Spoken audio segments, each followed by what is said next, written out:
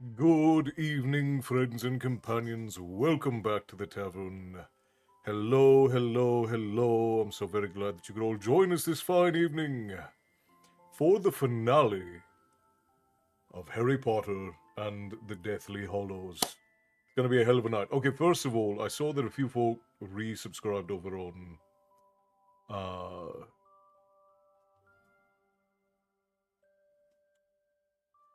Twitch, so we're gonna pop those again so you guys can get your tavern fare.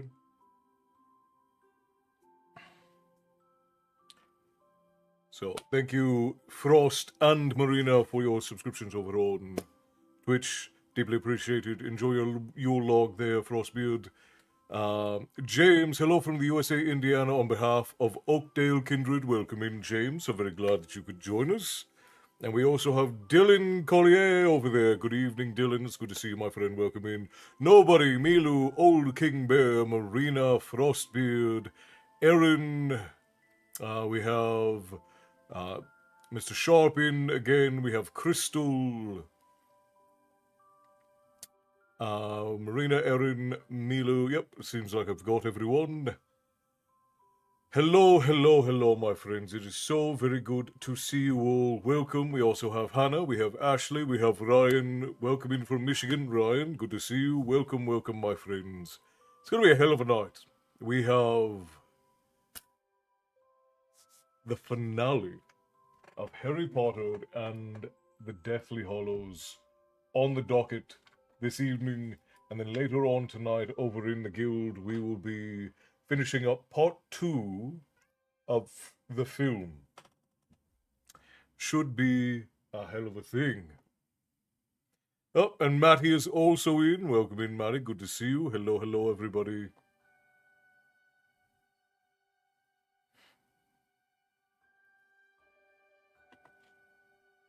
Alrighty. Michigan has cheap devil's lettuce, huh? Good to know. Colt, hello, welcome in from Oklahoma. Oklahoma is very pretty. I think Oklahoma is probably Oklahoma and Wyoming are like two of the more underappreciated American states. Very winter wonderland here. This morning was 11 degrees and no snow. Now it's -8 and ankle deep snow in about 2 hours. It's due to continue overnight. I'll be buried by morning. I am envious. I would give anything to be buried in the snow right now. It was 95 degrees earlier today. Good evening, Hannah. Good to see you. Google Broken Bow, Oklahoma looks nothing like the rest of it. I've been to Oklahoma a couple of times, and Oklahoma is very pretty. I I have a deep love for most of the United States. Um, I've lived out in the U.S. for 20 odd years now. I've been to all of the states except for Hawaii. Wyoming is very pretty. It's kind of flat, but Wyoming is very pretty. See, and mountains, rivers, and lakes. That's what I love. Mountains, rivers, trees, lakes. Because where I grew up in the Wicklow Valley out in Ireland, Wicklow Valley and down, and a little bit of time out in Limerick, and then in the country of Belfast with my grandfather. My last couple of years out there, and then I spent a year in the north of Oslo with one of my uncles, and it was very, very like those areas. There's so much green. There's so many trees. But the area I grew up in Ireland is not even green anymore. To be honest, Hawaii is not worth it. There are a lot of pretty things in Hawaii. I'm just not a warm weather person. It's way too warm in Hawaii for me. I don't think I could manage it. Love your page, man. Just love. Oh, thank you, Cole. I'm glad that you enjoy your time in the tavern with us, my friend. It's absolutely exceptional. 450 days, Matty. That's exceptional. Thank you, my friend. I appreciate it. And to everyone who likes and shares the story times while my head is down, I appreciate you guys. Thank you for that. It means the world and it helps other folks make it into the tavern. It's beautiful. Originally from Minnesota, currently in Florida. See, that's a complete and different change of climate there. Minnesota is usually pretty cold, and Florida is balmy, to say the least. I think Florida is beautiful. I cannot do anything in Florida because it's too hot. Jared, hello, my friend. Good to see you. Welcome in. Like, you'd love the hiking and swimming, but it's easy. to do it all quickly, even going to all the islands. Yeah, no, yeah, I cannot live anywhere where it is too hot. I currently live in Southern California, and that's too hot. I die every summer. I die, and then my wife has to use necromancy to resurrect me. I currently live in the US. I've been in the US for 20 odd years. I won't be staying as work is early in the morning, just dropping in for a minute. Well, I'll do my best to get straight into story time for you then, Jared, so that you won't miss anything. As a Wisconsin person, this is true for moving to Florida. See, it's just Florida is beautiful. Like Florida, it has some of the prettiest landscapes and the lagoons and like the bayous and the bogs. Like they're so pretty, but it's so damn hot in Florida. I just can't. Yeah, Marina loves the heat. Marina loves. She is a hot all the time. Yeah, yeah, that's all right. That's all right, Colt. I know that these things move kind of fast, and especially when we start getting a lot of folk in, you know, 50, 20, 30 minutes in, we end up with. Which, by the way, for anyone who's just dropping in, we have 5 portals open into the tavern. You can come in through whichever is most comfortable for you. You have Twitch, TikTok, YouTube, Facebook, and Kick. Will you be quiet? You're being so loud. You have all of the things you need. You need to stop.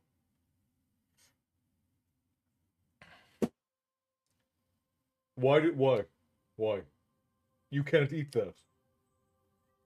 Oh my god, menace. Absolute menace. Georgia was also absolutely stunning, however, by the god. It's like the actual worst weather order.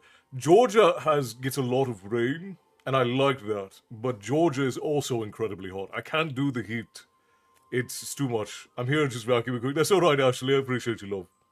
I looked months ago. Do you have any audiobooks with your voiceover for sale? Not as at present. I do. There are some chapters and books that have been read for free over on Endless Epic, and my wife and I are writing our own books, and those books will have audiobooks that come with them. And we're presently working on getting audiobooks done for a lot of the classics. So we're doing an audiobook for Treasure Island. We're gonna do one for King Arthur. We're gonna do one for some of the Sherlock Holmes books, and those will all be put out through Endless Epic for on YouTube, so you guys can watch them for free if you like. And we've considered doing higher quality ones that people can pick up for a couple of dollars through the tavern shop. We haven't quite done that.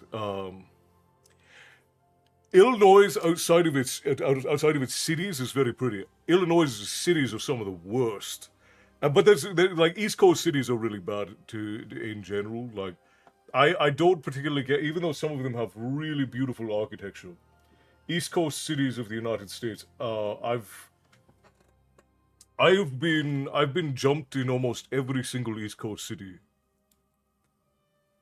If you were a ghost, what famous location would you haunt, and what annoying thing would you do? That's a wonderful question, Snyder Smith. I would haunt Castle Blackrock in Ireland because I grew up right near it, and I used to play around that area.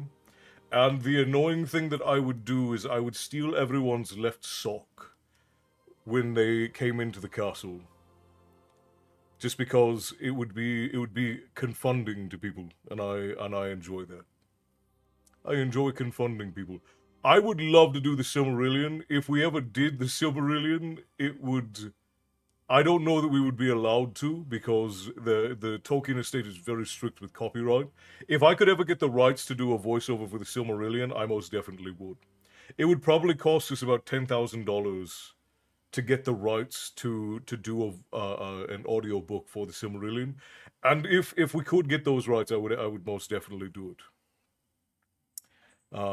Cold to moderate most of the time. Summer. That would be awesome. What did I say that would be? I've been to 47 of the 50 states. My favorite art. I love Arizona and Texas, but again, they're both so hot in those states. Anything east of the Mississippi sucks. Yeah, there are the cities on the East Coast, with the exception of like Virginia and maybe the Carolinas. No, but even then, the cities get kind of dirty. I'd haunt a library and move bookmarks, but just by a page. Ooh, that's just minorly inconvenient, but not quite so diabolical. You're ruining anybody's reading experience. I think that's perfectly acceptable. Uh, if you ever do, please, if we ever get the money to pay for that kind of licensing, I'll make sure everybody knows. uh, I nearly gotten robbed in Sacramento in one state. Funny. I've lived in California for almost 20 years, and I have been jumped some 30 times out here in those 20 years. It's almost two times a year. The plains of Illinois are great, and you're always only a handful of hours away from a massive city. Yeah, there's a lot. Like every state in the United States has something beautiful about it. I don't particularly care for the deserts. Like I don't like Utah or Arizona or New Mexico, or like northern or western Texas. But there are beautiful. Like those are beautiful deserts. Like they have beautiful deserts and ravines and gullies and all of that. Uh, you cached the dog. It didn't. It did not inform me, but I will. I'll grab him.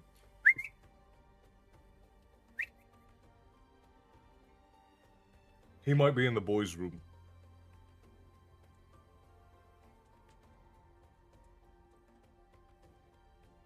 Oh no, there he is. Come say hello. Come say hi. Up up.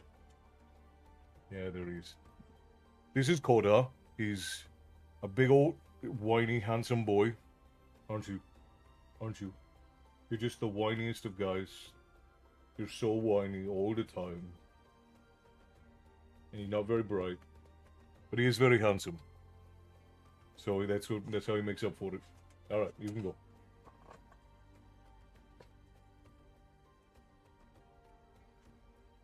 I would steal all the spoons. Or leave only a single battery in everything. Oh, that's diabolical, Molly. That's absolutely diabolical. Kayla, hello. He is a good boy. Coach, thank you for the heart, me. Appreciate you. Tips to the table, keep it always appreciated. He is part husky, part shepherd. I'm not entirely sure what the combination is because he's a rescue, but he is part husky, part shepherd. The warhound, yes indeed. Your pup and mine are twins. Are they? Do they look the same, Dylan? He again, like he is such a good dog, but he's so dumb. He is absolutely just mine is the black version. Oh, I see, I see. He actually has a brother and a sister, and they look almost exactly like him. They're almost indistinguishable. The puppy's name is Koda. Koda.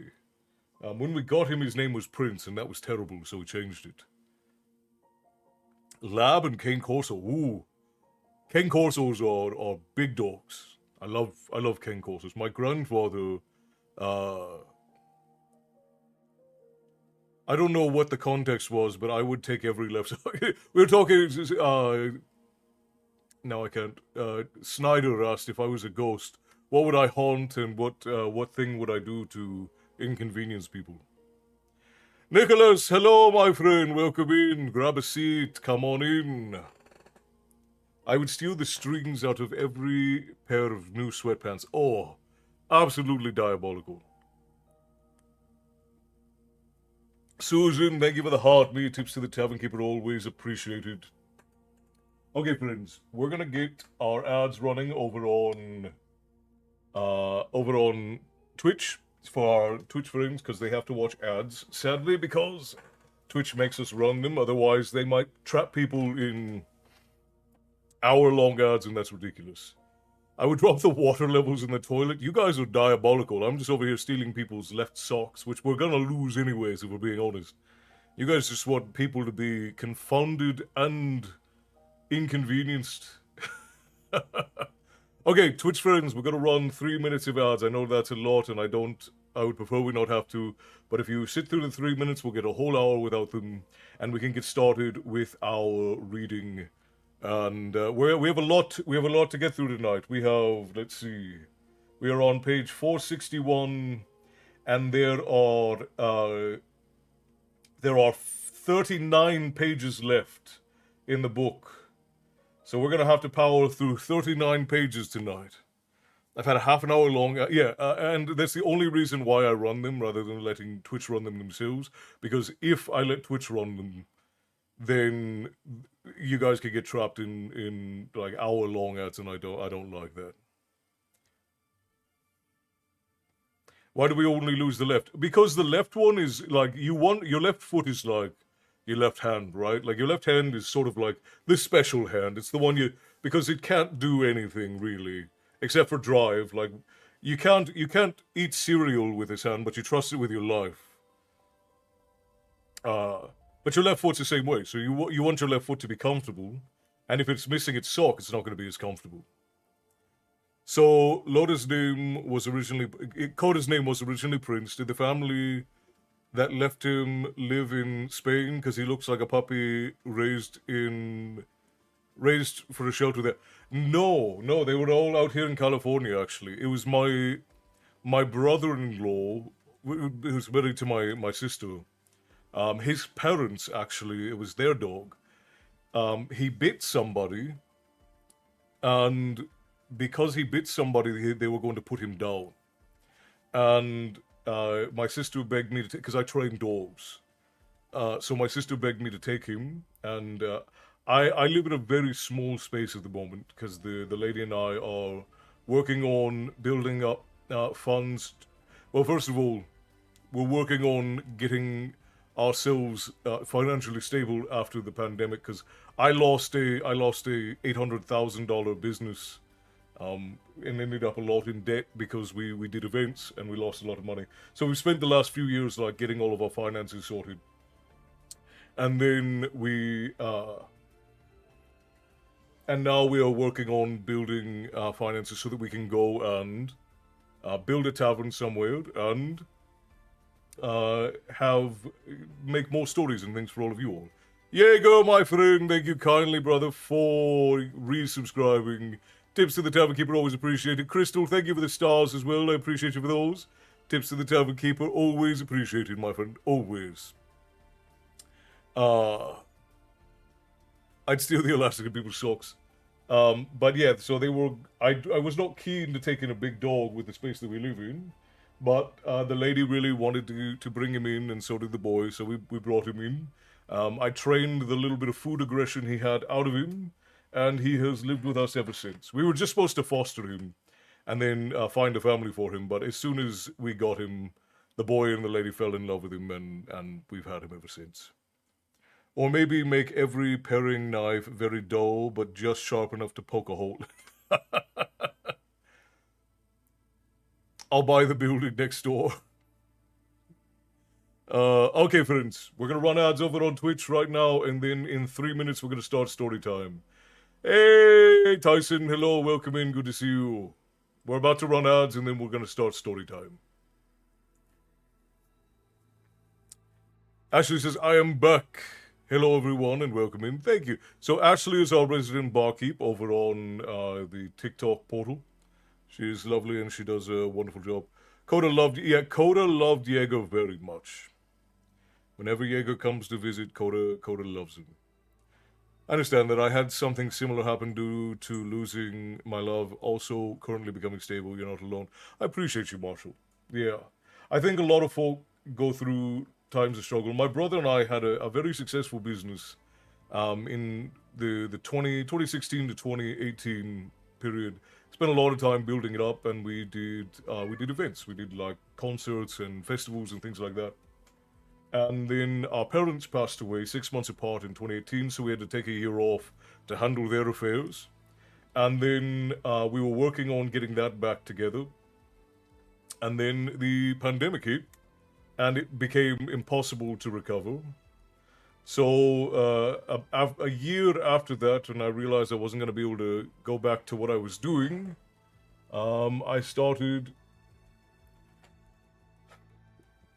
doing some old work. I used to do consulting and whatnot, and I just started doing a lot more of that. I don't enjoy it because it's sort of a, you can advise people as much as you like, but if people aren't willing to take action on their own, they really just, well, you, for what you find is that a lot of people really just want a magic bullet, and there are no magic bullets.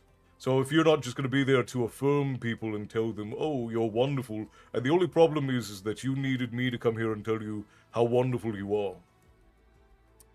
But a couple of years into doing that again, the lady and I got together and then got engaged, and have now bonded forever, and decided that we should do, because I'd been telling stories online for a while at that point, probably 4 or 5 years, and now it's been almost 10.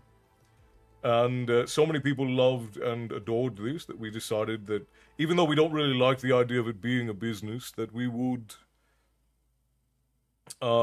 try and turn it into a business. And this year is the first year that we've really started focusing on doing that, because we were on the fence about it for a while, but we've decided, you know what,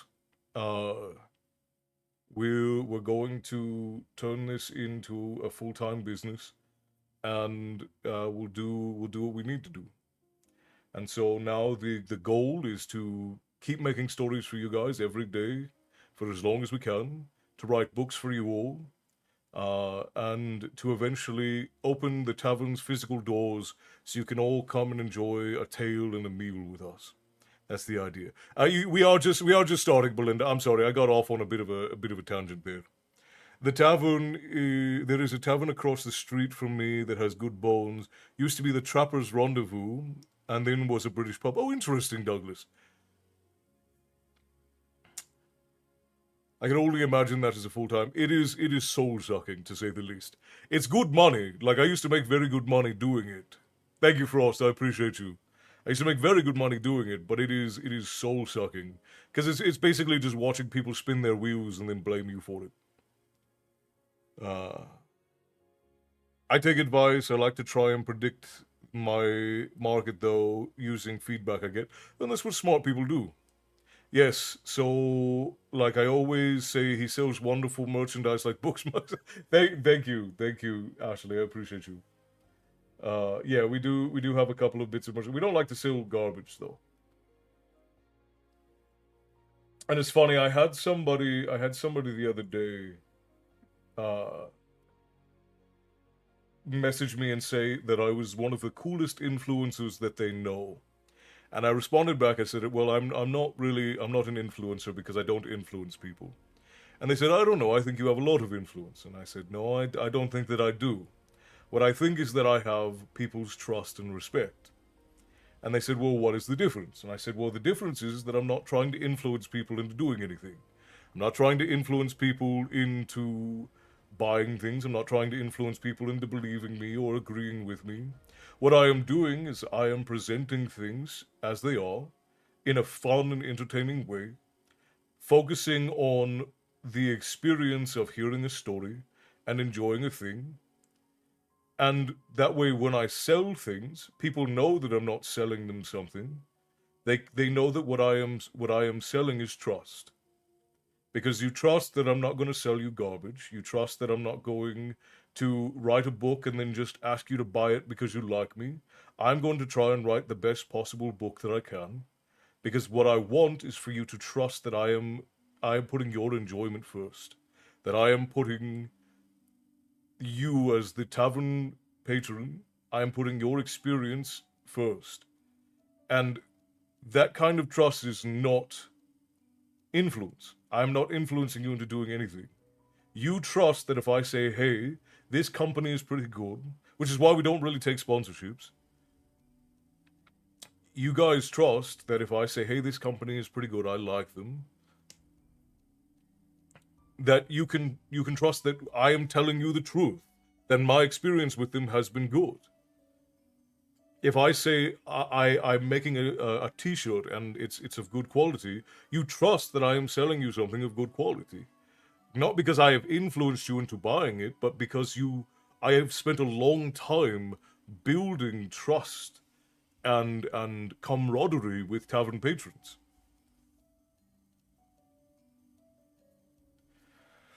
Uh, I still need to go to California, so when you open them doors, we probably won't open in California. It's too hard to run a business in California. When we do open the tavern doors again, it'll probably be somewhere like Montana. That is our current goal, is to get up into northern Montana. I can't wait to visit. However, I'll probably need a large. I'll make a large parking spot just for you, Marina. I had someone say with book two, be prepared to make jackalope merch. That's very funny. Castle, I see you as my big brother. You are very much the little brother of the tavern, Matty. You inspire over influence. I think that would be fair to say. Although calling myself an inspiration seems more egotistical than saying influencer. But yeah, I try to inspire trust and confidence in people. Yeah, that would be fair to say. I try to inspire trust and confidence. Uh, Although, to be fair, we would probably buy it just because we like you, but also, no, ours won't be. Yeah, and that's general. Like, I know that some of you just like Bear buys all kinds of things just because he likes and wants to support us, and many of you do as well. Like Bear is currently the number one purchaser of my festival's book. He's bought probably 20 or 30 copies of it, and there's no way he's reading all of them himself because he just wants to support. I know that many of you do that, and we do appreciate it. But I will always stand on. I'm not gonna ask you guys to buy anything that's just garbage. You know. Trust and influence are kind of two sides of the same coin. I think that it's fair to say, Bears. Though I don't go out of my way to try and influence. I like my goal is never to influence you into doing anything except for thinking for yourself. Like I always tell people, like, hey, if this is something you'll enjoy, we sell these stainless steel. We sell the stainless steel tankards. We don't make them. There's a company that makes them, but we bought them. The lady, went over with the company that makes them, the design, and we've tested and checked them ourselves. And out of the some 200 tankards that we've sold, only one of them arrived broken. So that's pretty good, I think. See, yeah, Bears ordered 16 copies of the book, and he's still got two of them. You're just our favorite person. Oh, you that is a high praise, Ashley. I appreciate you for saying it. Uh yeah, getting sponsors that isn't morally bankrupt is hard, and even harder for smaller channels. Right. And we've gotten a lot of offers. Like I got an offer from TikTok that would have been like a $3,500 uh sponsorship. And I love TikTok. I think that TikTok is where the tavern started. I love TikTok. However, I don't I don't think that I like TikTok enough as a company to promote TikTok as a company. Also, somebody else sent star. Oh, Douglas, thank you, Douglas, for the stars. I appreciate you. It didn't pop for me, but I saw it pop up in the feed. Thank you for that. Uh, that's just as good. Been there a few times now. Yeah, Montana is beautiful. Montana looks very much like where I grew up. It's not as green, but it looks very much like where I grew up. We know you are our chosen family and wouldn't be pointed in the wrong direction for it. I certainly hope so, and that's why we're so careful.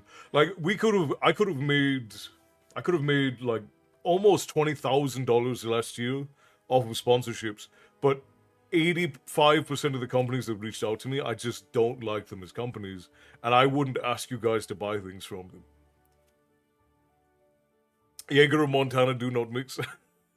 I don't know. You got pretty strong out in Montana. Uh, I think you influence people to learn and grow, and to be honest and authentic. And that's fair to say. And I would count that as fostering. I foster people and I steward them into, and that's a form of influence. It's fair to say. But I foster and steward people into thinking for themselves and being honest and authentic with people. I think that's fair. I trust Castelluno with my life. I mean, asking Luna for help with something with my medical a few weeks ago should be, yeah, absolutely. I have a tankard, two tavern hoodies, two tavern t-shirts, and one Viking raspberry t-shirt. Right. Bear is definitely working very hard to keep the tavern lights on, that's for sure. Rain, hello, welcome in, good to see you. Alright guys, we got a long way to go tonight. I've waffled enough. I think we can get started on story time for this evening. We got a long way to go tonight, and especially since we're going to be doing a late movie night this evening. You fulfill a community role that the Atomic Household does not have, and that's fair to nobody. To the best of my knowledge, I am the only person in the Southern Hemisphere with that. You very well might be, Bear. I think that's actually fair to say because, yeah, no, you most definitely are. That is fair to say. Kevin, hello, you caught a crumb. Dr. Susan, hello, very special night. It is the finale. We have 3 chapters to do. We have almost 40 pages. We're going to go through it. The furthest east I've been is Billings, Montana. Yeah, Montana is it's like southern Montana is very flat, but we like northern, like northwestern and northeastern Montana. They're very, very pretty. Dr. Susan, thank you kindly for the heartbeat and for the rose. Tips to the tavern keeper, always appreciated. Thank you kindly. And Bears, you said there are 2 sides to Montana and they are wildly different. That's true. That's true. There's a pretty decent variation in Montana's environments and just its overall ecosystem. That is fair to say. Dr. Susan, thank you for the roses. I appreciate you, love. Are you serving maple syrup with those waffles? Only for our Canadian folk. We got plenty of hosers and Canucks in here, and we make sure we give them their native food so they survive. To be fair, I'm a traveler, so give me enough time and I'll be back in the Southern Hemisphere. That's fair, nobody. Going to the Sun Road. I've been to many towns in Montana, Glacier Park, Billings, Bozeman, Whitefish. You know, Whitefish and Glacier Park are kind of where we would like to end up. Whether or not we have the capital to go there and build something is a whole other thing, but that's where we're planning to be. Northeastern Montana is all flat. Southern Montana is high mountain desert, and northwest Montana is green, right? I guess it's like the central area and the area off towards like Idaho is from central northern Montana out into Idaho is the sort of the environment that the lady and I like. Okay, alright, let's begin, friends. New Englanders like maple syrup too. It's just because they're so close. Dr. Susan, thank you for all of the tips to the tavern keeper. Lightning bolt, go popular, roses, you're all over the place. Thank you kindly. Okay, friends. My head's gonna be down for a bit. Settle in, grab your drink, whatever your favorite and preferred beverage is. We're gonna be in for a long haul tonight, so buckle in. Big Sky Country is amazing. It is really beautiful. If you build in Montana, I'm following. Tired of Michigan. Fair enough. Alright, here we go. Harry Potter and the Deathly Hallows. Chapter 35. King's Cross. Bears, thank you for the heart me. I appreciate you. Tip to the Tavern Keeper. Always appreciated. Joker, you were in just in time. We're just now starting. Grab a seat. He lay face down, listening to the silence. He was perfectly alone. Nobody was watching. Nobody else was there. He was not perfectly sure that he was there himself. A long time later, or maybe no time at all, it came to him that he must exist. Must be more than disembodied thought because he was definitely lying on some surface. Therefore, he had a sense of touch, and the thing against which he lay existed too. Almost as soon as he had reached this conclusion, Harry became conscious that he was naked, convinced as he was of his total solitude. This did not concern him, but it did intrigue him slightly. He wondered whether he could feel. He would be able to see. In opening them, he discovered that he had eyes. He lay in a bright mist, though it was not like mist he had ever experienced before. His surroundings were not hidden by cloudy vapor. Rather, the cloudy vapor had not yet formed into surroundings. The floor on which he lay seemed to be white, neither warm nor cold, but simply there, a flat blank something on which to be. He sat up, his body appeared unscathed, he touched his face. He was not wearing glasses anymore. Then a noise reached him through the unformed nothingness that surrounded him. A small, soft thumping of something that flapped, flailed, and struggled. It was a pitiful noise, yet also slightly indecent. He had the uncomfortable feeling he was eavesdropping on something furtive, shameful. For the first time, he wished he were clothed. Barely had the wish formed in his head than robes appeared a short distance away. He took them and pulled them on. They were soft, clean, and warm. It was extraordinary how they had appeared. Just like that, the moment he had wanted them. He stood up, looking around. Was he in some great room of requirement? The longer he looked, the more there was to see. A great domed glass roof glittered high above him in the sunlight. Perhaps it was a palace. All was hushed and still, except for those odd thumping and whimpering noises coming from somewhere close by in the mist. Harry turned slowly on the spot, and his surroundings seemed to invent themselves before his eyes. A wide open space, bright and clean, a hall larger by far than the great hall, with that clear domed glass ceiling.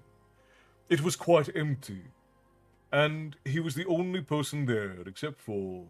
He recoiled. He had spotted the thing that was making the noises.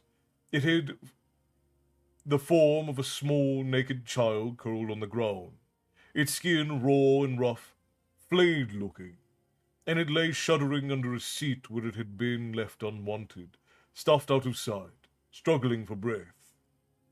He was afraid of it. Small and fragile and wounded though it was, he did not want to approach it. Nevertheless, he drew slowly nearer, ready to jump back at any moment. Soon he stood near enough to touch it. Yet he could not bring himself to do it. He felt like a coward. He thought he ought to comfort it, but it repulsed him. "You cannot help." He spun around. Albus Dumbledore was walking toward him, sprightly and upright, wearing sweeping robes of midnight blue. "Harry!" He spread his arms wide, and his hands were both whole and white and undamaged. "You wonderful boy! You brave, brave man! Let us walk." Stunned, Harry followed as Dumbledore strode away from where the flayed child lay whimpering, leading him to two seats that Harry had not previously noticed, set some distance away under that high, sparkling ceiling. AS, thank you for the follow over on TikTok. You've marked the tavern on your map. You should be able to find your way back the next time you need a story.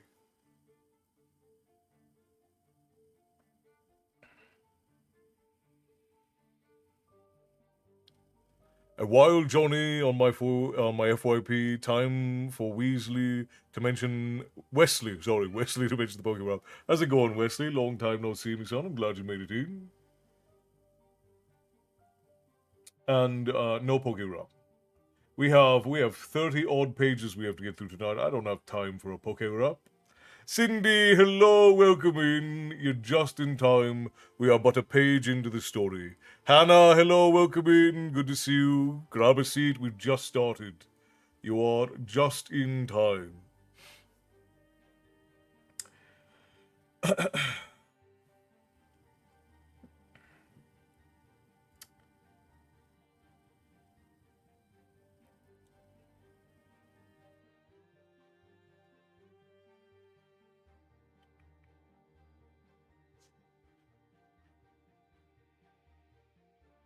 Wait, where was I? Stunned, Harry followed as Dumbledore strode away from where the flayed child lay whimpering, leading him to two seats Harry had not previously noticed, set some distance away under that high, sparkling ceiling. Dumbledore sat down in one of them, and Harry fell into the other, staring at his old headmaster's face. "Hey, stop it. Will you stop? Stop.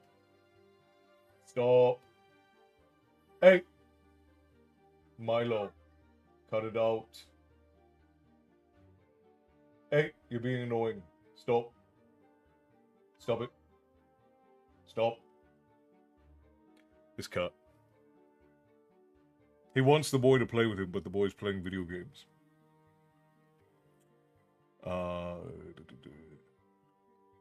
Dumbledore's long silver hair and beard, the piercingly blue eyes behind half-moon spectacles, the crooked nose.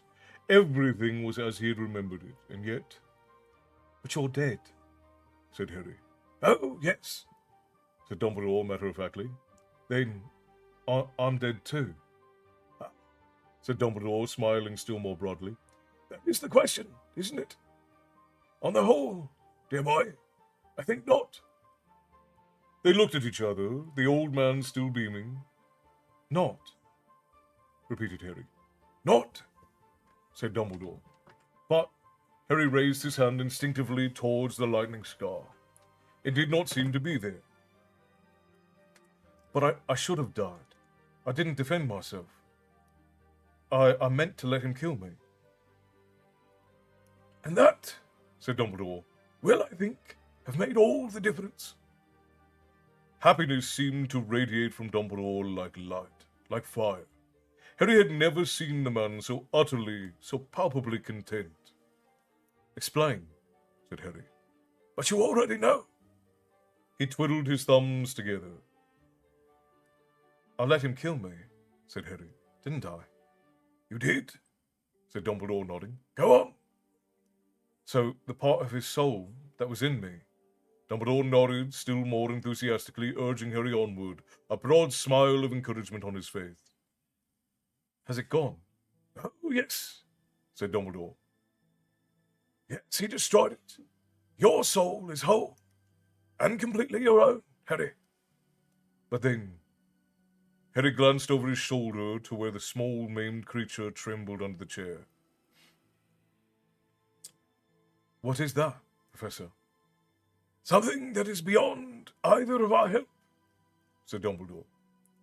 But if Voldemort used the killing curse, Harry started again, and nobody died for me this time, how can I be alive? I think you know, said Dumbledore. Think back. Remember what he did in his arrogance, in his greed, and in his cruelty. Harry thought. He let his gaze drift over his surroundings. It was indeed a palace in which they sat, and it was an odd one, with chairs set in little rows and bits of railing here and there, and still he and Dumbledore and the stunted creature under the chair were the only beings there. Then the answer rose to his lips easily, without effort. He took my blood, said Harry. Precisely, said Dumbledore. He took your blood and rebuilt his living body with it. Your blood is in his veins, Harry. Lily's protection inside both of you. He tethered you to life while he lives.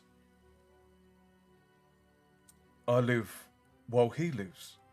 But I thought it was the other way around. I thought we both had to die. Or is it the same thing?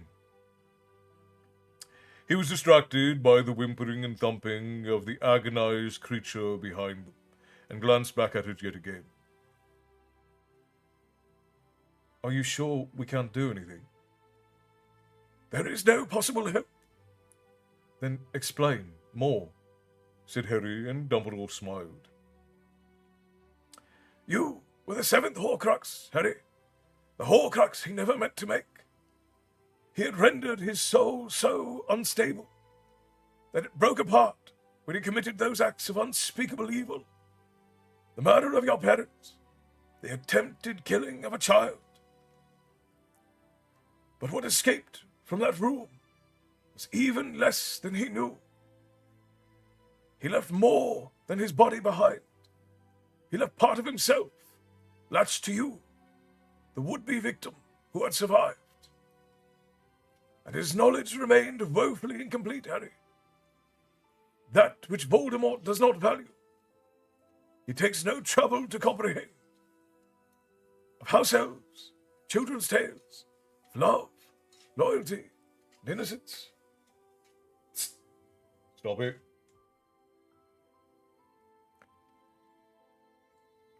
Voldemort knows and understands nothing, nothing. That they all have a power beyond his own, a power beyond the reach of any magic. Is a truth he has never grasped. He took your blood, believing it would strengthen him. He took it into his body, a tiny part of the enchantment your mother laid upon you when she died for you.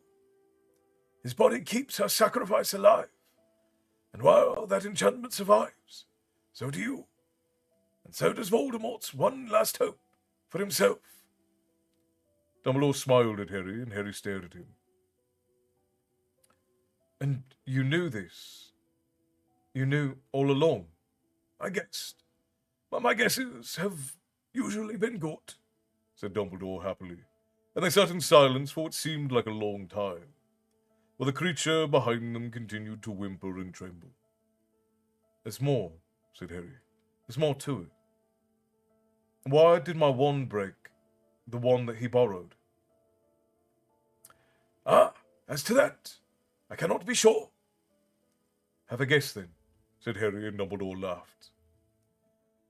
What you must understand, Harry, is that you and Lord Voldemort have journeyed together into realms of magic hitherto unknown and untested. But here is what I think happened, and it is unprecedented, and no wand maker, I think, would ever have predicted or explained it to Voldemort.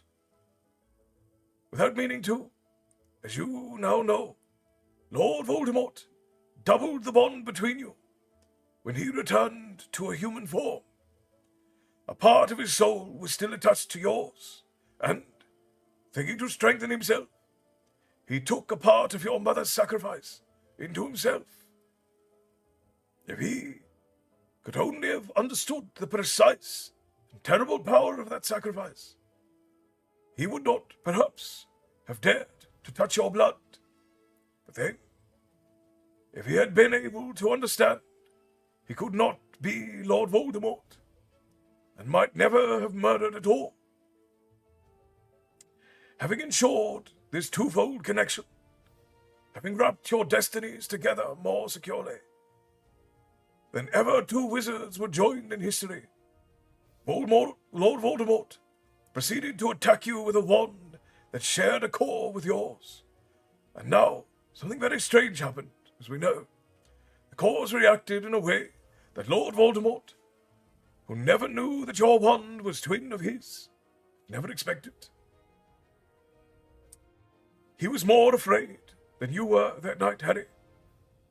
You had accepted, even embraced, the possibility of death, something Lord Voldemort has never been able to do. Your courage won, and your wand overpowered his. And in doing so, something happened between those wands, something that echoed the relationship between their masters.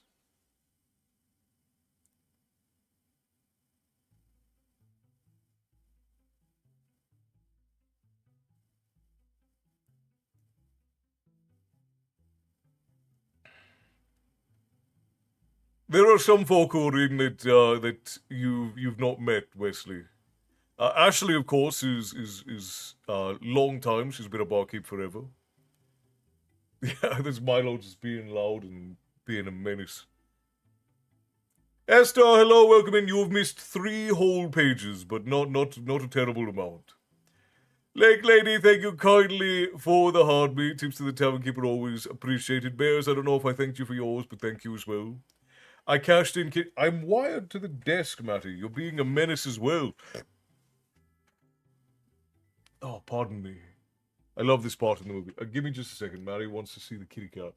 Matty is doing his very best to derail the evening so that we don't get through all these chapters. Let me go see if I can find Milo.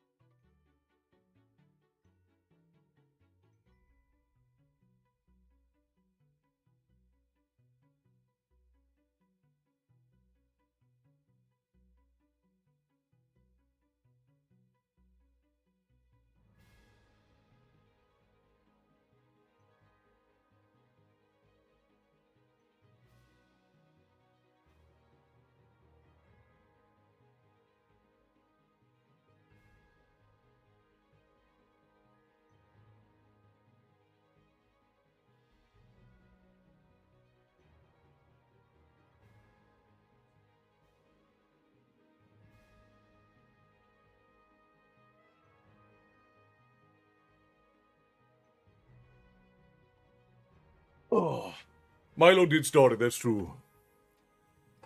Do not blame Matty. I am to blame.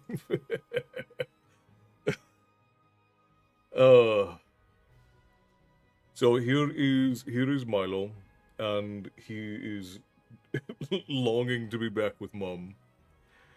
But hello, Esther. Yes, it's good to see you. But this is Milo. For those of you who don't know, he is the newest rescue addition to the Beasts of the Tavern. Jessica, hello. Good to see you. Welcome in. And he is getting so big. He's not even a year old yet. And look at how big he is. Look at how big he is. He's an absolute unit. He's massive. What's with the look? What is with the look, sir? Unfortunately, he added 0 brain cells to the. It's good to see you, Jessica. Welcome in. Castle Milo has become big tiger. Yeah, and he's gonna get bigger. He'll probably get another 2 inches, and he'll probably add another pound or 2 onto him before he's fully grown.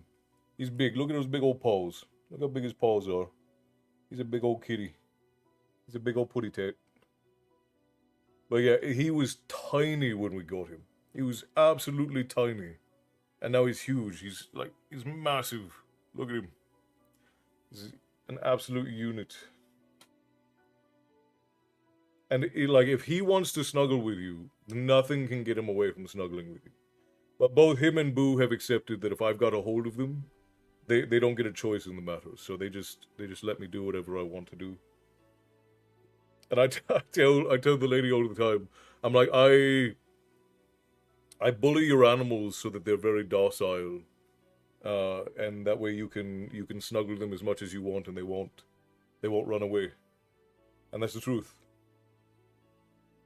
He won't try to run away as long as I've got a hold of him, because he's terrified of me. He does eat very well. Him and Boo together go through a whole 20-pound bag of food every month. They're absolutely insane. He is incredibly dopey. He's not very bright, sadly. And luckily for him, like Boo and Coda, they're all handsome, so they don't have to be smart. They can get by on their looks. But yeah, unfortunately, Milo added 0 brain cells to the conglomerate of brain cells. So now all of them have 3 brain cells amongst the lot of them. And all 3 of those brain cells are fighting for 5th place. Where do you think you're going? Huh? You want to go back to Mom? Hey. Do you want to go back to Mom? Okay, you can go back to Mom. Take you back to Mom. Alright, I'm going to go take him back to Mom.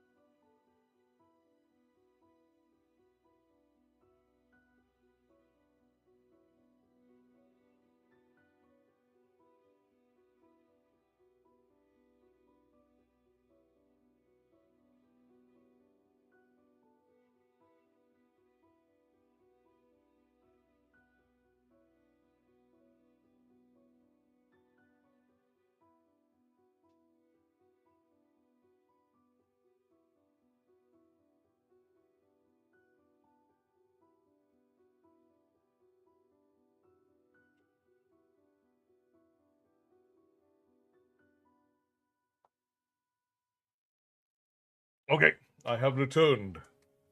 Kitty cats are all secured with mother, and we are back to it.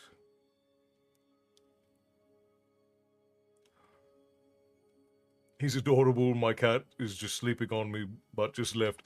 They do tend to do that. Please continue, sir. Sorry to have distracted you, but much appreciated for the food, baby. It's been a rough day. I thought Matty was being a little goblin, so that's why I was taking the mick out of him. You're all right. The redeems are there for your enjoyment, Hannah. Whatever you guys like. Don't forget to hydrate. Thank you. Kindly appreciate you.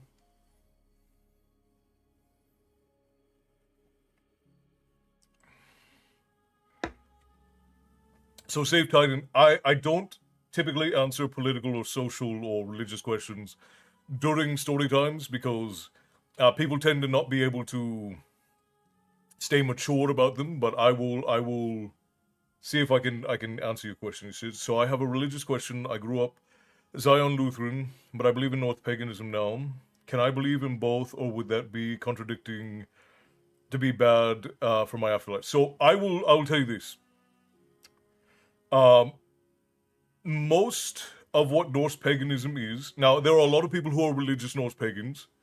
Appears that our hair trimmings days have lined up. Yes, it did. The lady trimmed me up just 2 days ago. So you looking all fresh as well, Tyson. There are a lot of modern like religious Norse pagans, but what you have to understand about Norse paganism is that in the old days there were very few structured cults or religions that centered around Celtic and Norse paganism. It's all right, and you're welcome to message me if you want a more detailed answer, Titan. I'm more than happy to answer that. Most of what happened, what was called cultural spiritism, right? So these are things like leaving sacrifices on the edges of forest. These aren't necessarily in worship in the way that you would go to a church, right? It's not like an organized religion. They're called folk beliefs because folk, like the general culture, believed that there were spirits or gods or ancestors or whatnot.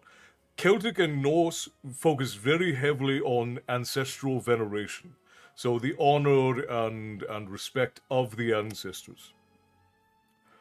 If you practice Norse cultural paganism, which is what my family is, we're not Norse, but we are Norse, Scandinavian, Norwegian, and Irish. We do what I call cultural paganism, which is it's not a religious practice, but it is a cultural practice. We have cultural practices that align with what our family has done culturally for hundreds, if at this point not thousands of years. And if you align that with your Christian beliefs, your Lutheran beliefs, then that's perfectly fine. You just have to acknowledge some of these things were folk beliefs, and then my Christian beliefs in heaven and the afterlife. These are where I believe I'm going, but I also want to honor my ancestors in these things. So you just make sure that you take on the cultural beliefs that don't contradict your Christian beliefs.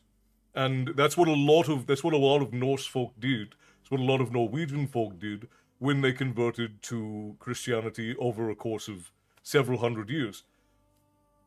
A lot of Celtic and Norse folk willingly converted. There were some forced conversions, but it's very exaggerated by modern media.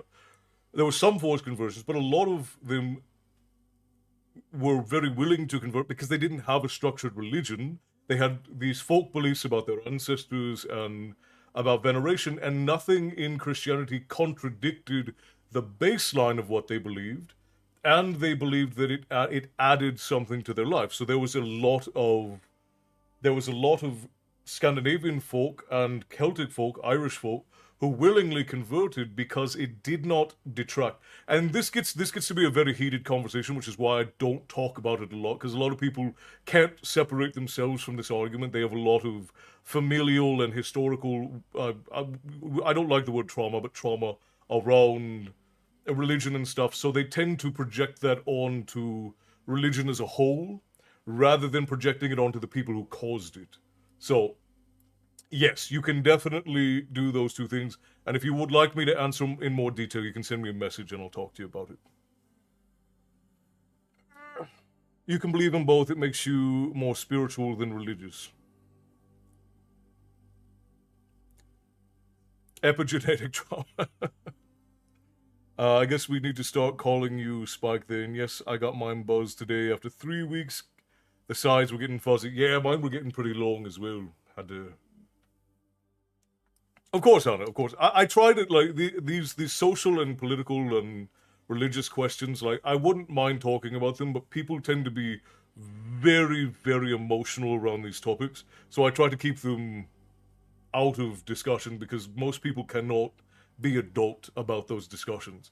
And I know most of the tavern regulars are fine, but I don't want somebody letting their feels get all up in their feels and then, to start bickering and fighting and ruining story time with everybody. So, generally speaking, I try not to talk about those things for that reason. Uh, Okyarhead, welcome in. I don't know if you followed from somewhere else, but welcome in. Very glad to have you. I know some of the history, but hearing it put like that is rather enlightening. Like, it's seeing the far reaching effects of history in real time, and that is kind of awe inspiring. Hello, Delia, welcome in. I completely understand you have Discord. I would like to converse with people who can have good conversation. Yeah, of course we do. I am the only one who can get you a link though, so give me a second. We call the Discord the Guild because we used to be on Guilded and we preferred that platform. Which those of you who are fans of Guilded, by the way, I am in discussion with somebody who is making a platform that is much more similar to Guilded, and we may end up migrating over to that at some point. It's not ready yet. It'll be several months before it is, but there's a very good possibility we might get our guild back. We'll see. So for anybody who is interested in joining the guild, there is the link. I'll put it in over on TikTok as well. Thank you very much. I appreciate you for answering my question. I was curious about finding my belief. And same time, I have a festivals book that talks about how my family deals with these things. You don't need to buy it, but you can message me and I'll send you some of the more aspects of it. Yeah, I miss the guild too. I really wish Guilded hadn't shut down. It's still one of my greatest disappointments to this day. But yeah, anybody who's interested in joining the guild, you are more than welcome to join. We have many great discussions, and we'll be watching a movie later tonight.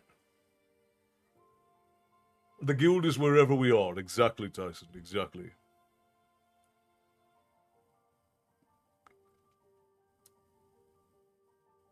Yay, but again, yeah, I know. I'm not thrilled about the prospect of migrating again. But this person who is making this alternate platform, they seem pretty hellbent on not letting it be taken over by anybody else. So if that ends up being the case, I'm going to be very, very certain that we will have access to this forever if we're going to migrate again. A gilded guild, hopefully. No, buy the book. It's amazing. if you would like to buy the book, yes, it is. It is. It was put together with love.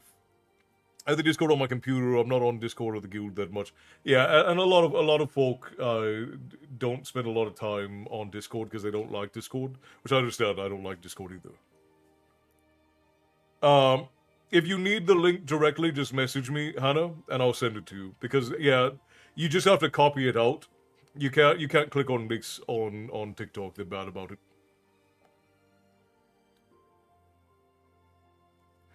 I would love to see you be able to change the name of the tavern to the tavern instead of the guild.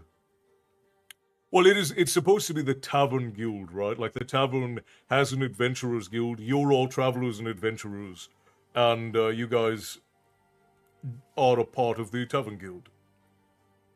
I can send the message to anyone. Let me know. Thank you, Ashley. I appreciate you.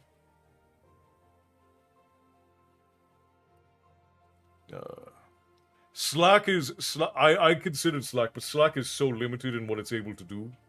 Safe time, thank you for the follow, I appreciate you. For all of the new folk here, by the way, I am Castle, this is my tavern, and here we talk about myth and lore and tales of yore, the wonderful art of storytelling. And every now and again I read you all a story, which is what we're doing tonight. We have a lot of story to go, so I need to get back into it. And you have stumbled into a tavern at the end of the world where all stories eventually come to rest. And you found your way here because you sought a story. So settle in, grab your seat, and I hope that you will enjoy all of the stories you get to consume here in the tavern. Castle, I have your little book, and it's a delight to read. I'm glad you like it, Esther. It means the world. I get that, but it also had the adventurers section as well as everything else. That's true.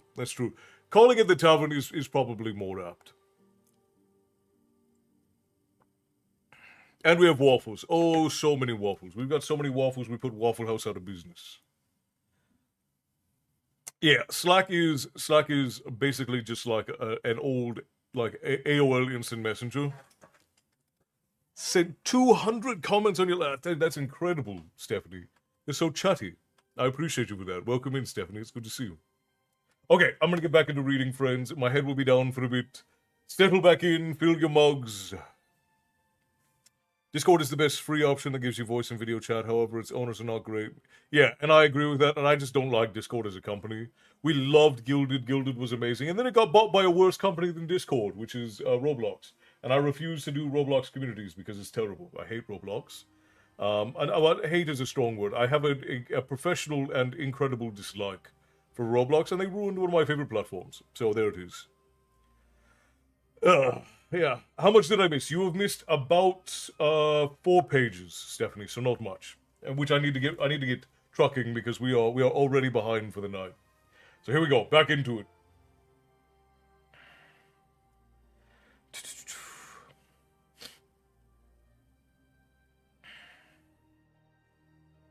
I believe that your wand imbibed some of the power and qualities of Lord Voldemort's wand that night, which is to say that it contained a little of Voldemort himself.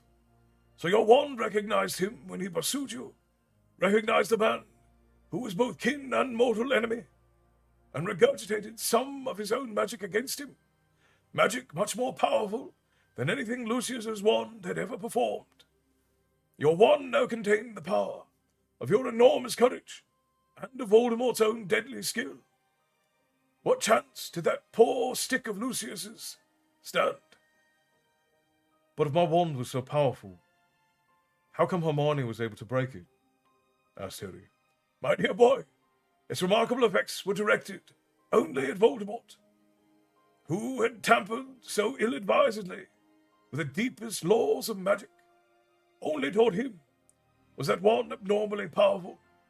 Otherwise, it was a wand like any other, though a good one, I am sure. Dumbledore finished kindly. Harry sat in thought for a moment, for a long time, or perhaps a second. It was very hard to be sure of things like time here. He killed me with your wand. He failed to kill you with my wand, Dumbledore corrected Harry. I think we can agree that you're not dead, though, of course, he added, as if fearing he had been discourteous. I do not minimize your suffering, which, I am sure, were very severe. I feel great at the moment, though, said Harry, looking down at his clean, unblemished hands. Where are we exactly? Well, I was going to ask you that, said Dumbledore, looking around. Where would you say that we are? Until Dumbledore had asked, Harry had not known. Now, however, he found that he had an answer ready to give. It looks, he said slowly, like King's Cross Station, except a lot cleaner and empty. And there are no trains as far as I can see. King's Cross Station? Dumbledore said, chuckling immoderately. Good gracious, really? Well, where do you think we are? Asked Harry a little defensively. My dear boy, I have no idea. This is, as they say, your party.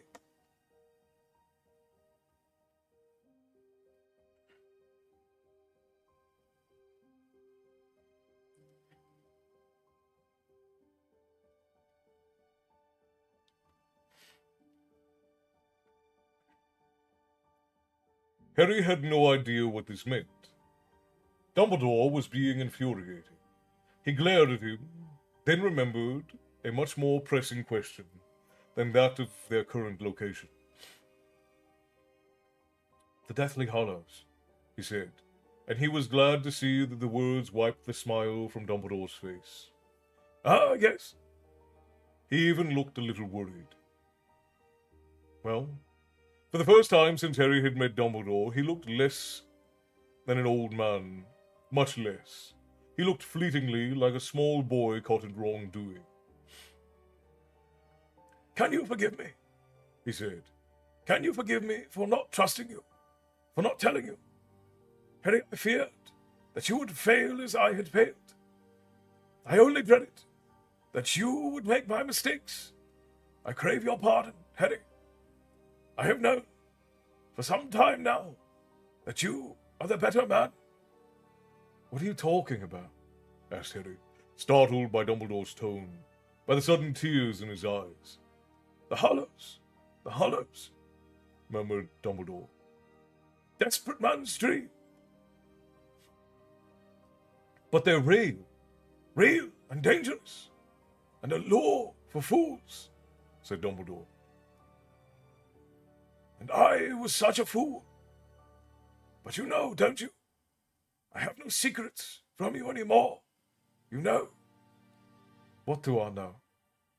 Dumbledore turned his whole body to face Harry, and tears still sparkled in his brilliant blue eyes.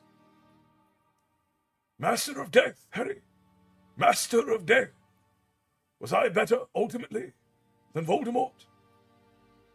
Of course you were, said Harry. Of course. How can you ask that? You never killed if you could avoid it. True, said Dumbledore, and he was like a child seeking reassurance. Yet, I too sought a way to conquer death, Harry. Not the way that he did, said Harry. After all his anger at Dumbledore, how odd it was to sit here beneath the high vaulted ceiling and defend Dumbledore from himself.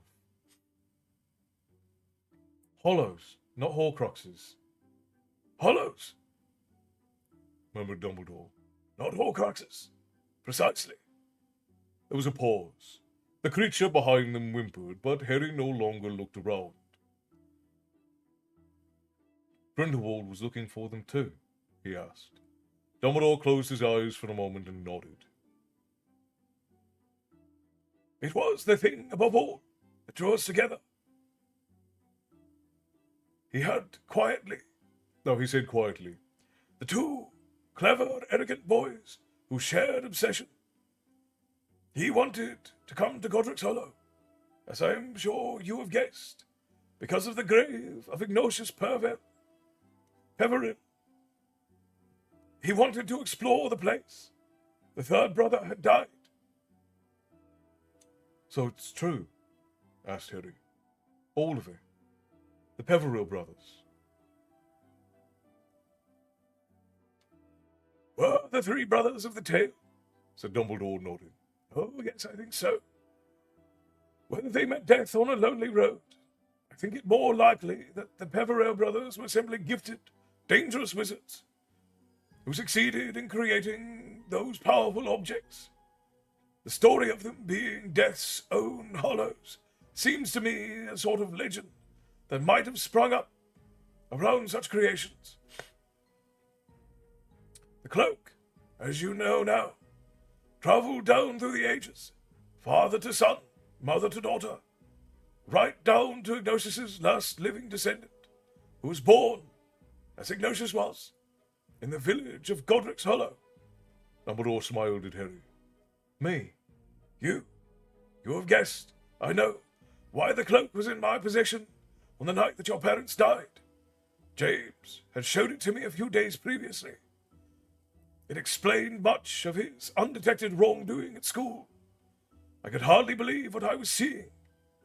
I asked to borrow it, to examine it. I had long since given up my dream of uniting the Hallows, but I could not resist, could not help taking a closer look. It was a cloak, the likes of which I had never seen, immensely old, perfect in every respect. And then your father died. and I had 2 hollows at last, all to myself. His tone was unbearably bitter.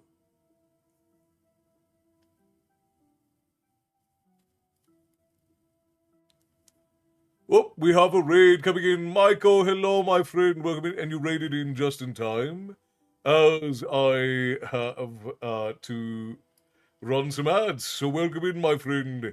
Let's go ahead and give a toot on the raid horn for our friend Michael. Now, if you've never been in before, we get raids over on Twitch where folks bring their friends and companions into the tavern, and that is called a raid. And when they do, we give them a toot on the tavern raid horn. So here we go. 3, 2, 1.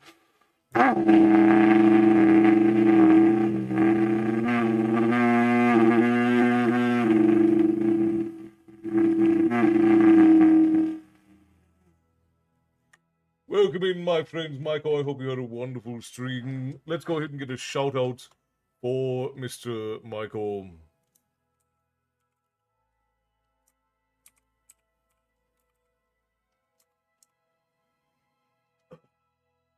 Welcome in, my friend. Thank you for bringing your companions over to see us.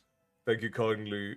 Now, for all of you who are here, I do apologize, but Twitch is about to make us run an ad, so we're going to do that very quickly, and then we will be back presently. You're going to have 3 minutes, and then we will have an hour without any of those dreadful things. Bear with me for just a moment, and we will be right back. Thank you all kindly. It could wake the dead. It could indeed. Viking Raspberries, Raid Raspberries, hello to the new Twitch peoples. Hello, hello, welcome in. And now enjoy your 3 minutes of ads. I'm glad you kept the Richard Harris Dumbledore alive in your impression. I can't hear Dumbledore any other way, Bethany. When I hear Dumbledore, it is always as Richard Harris. Even though the other gentleman played him for longer and for more films, I only ever hear Richard Harris in my head when I think of Dumbledore. He was indeed the best. He was as the kids would say, the GOAT.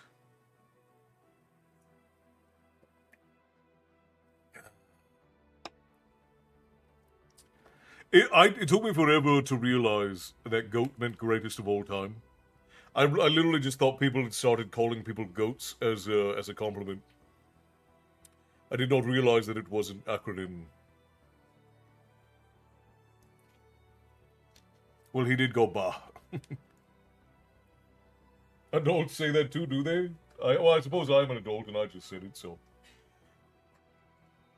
The OG was the best. Richard Harris was the perfect Dumbledore. It took me forever to realize it too. I guess we're all just getting old. We're just all getting old, and the kids are gonna take over, and then everything will be cold.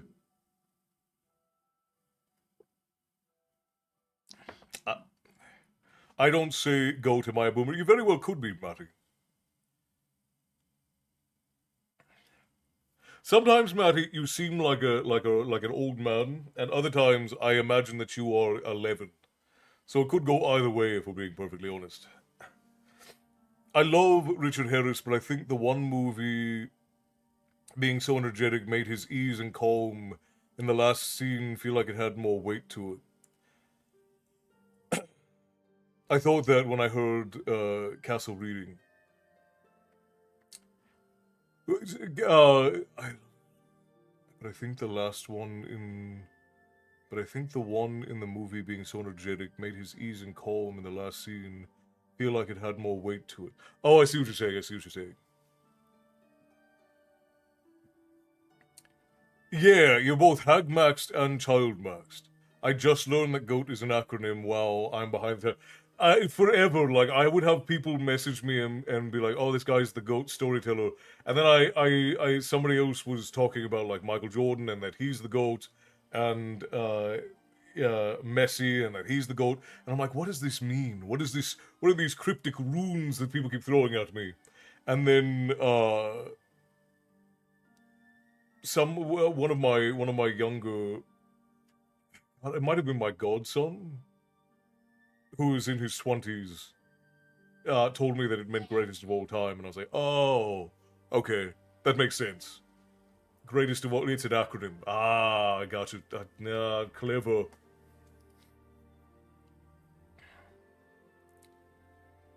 Right, because, and I didn't actually. I don't think I knew that until you. Somebody had brought it up. I think it was you, Bethany, who told me that Richard Harris's granddaughter guilt tripped him, like blackmailed him, into playing Dumbledore in Harry Potter, which is adorable. We love adorable. We love constructive blackmail here in the Tavern.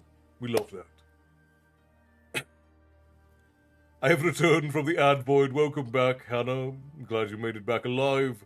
Some people get stuck at those ads and they never. It's like Tirnanog. They leave when they're 15 and then they make it back when they're in their 60s. I have some siblings your guys' age, so I'm used to hearing this, but it's never not funny. I think it's easier to say I'm a mature guy with a child's disposition. Or maybe you are a child with a mature guy's disposition. Could go either way, Matty. Oh, we were just talking about, they call Tom Brady the GOAT, makes sense, but I had no clue until now. Yeah, no, we were talking about the acronym GOAT, because I've gotten like a bunch of messages and comments of people saying that I'm a goated storyteller. And it's been going on for years, and it was only maybe last year that I learned that GOAT meant greatest of all time.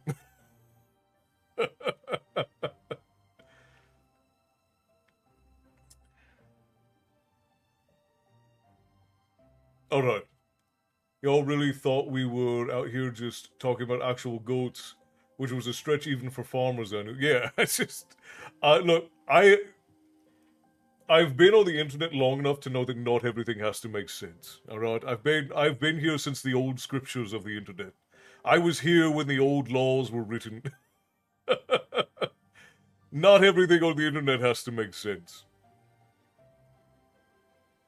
I think I'm going to enter lurk mode and try to sleep a bit. It's almost 11 and chemo has kicked my butt this weekend. It's alright, Milu. Rest, and I will do my best not to blow any more horns in your ear. It was an ultimatum, but yes. Ultimatum, blackmail. It's basically the same thing. Castle, back in my day, like I was quite literally here when the internet happened. Like when the internet became a thing, I was here. When we first started communicating via the internet, and it was how we talked to each other. Is the music loud? I will turn it down for you guys. It shouldn't be too loud. But we'll turn it down a little bit.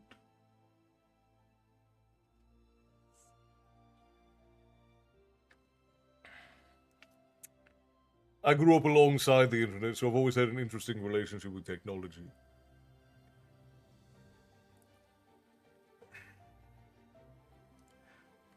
AOL and dialogue, yeah, absolutely.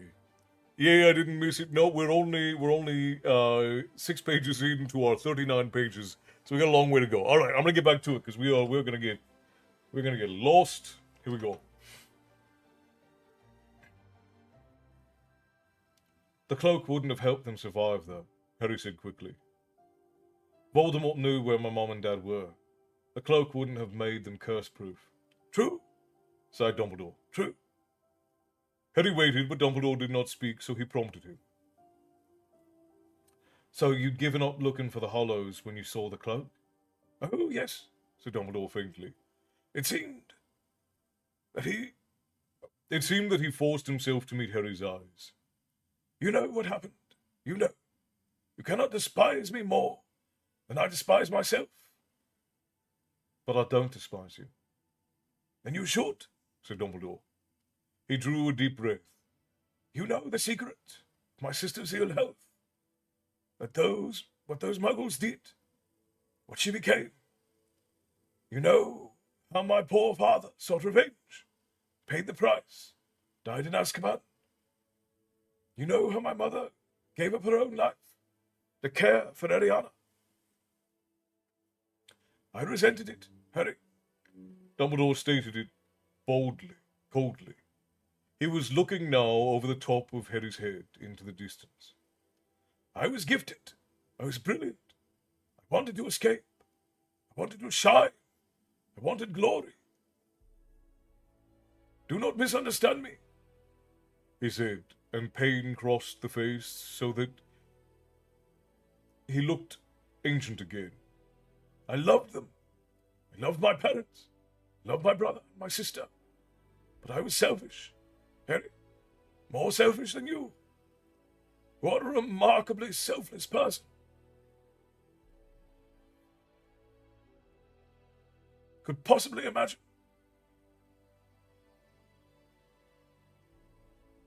Wait, that sentence, I don't think I read that correctly. Hang on. I love them. I love my parents. I love my brother.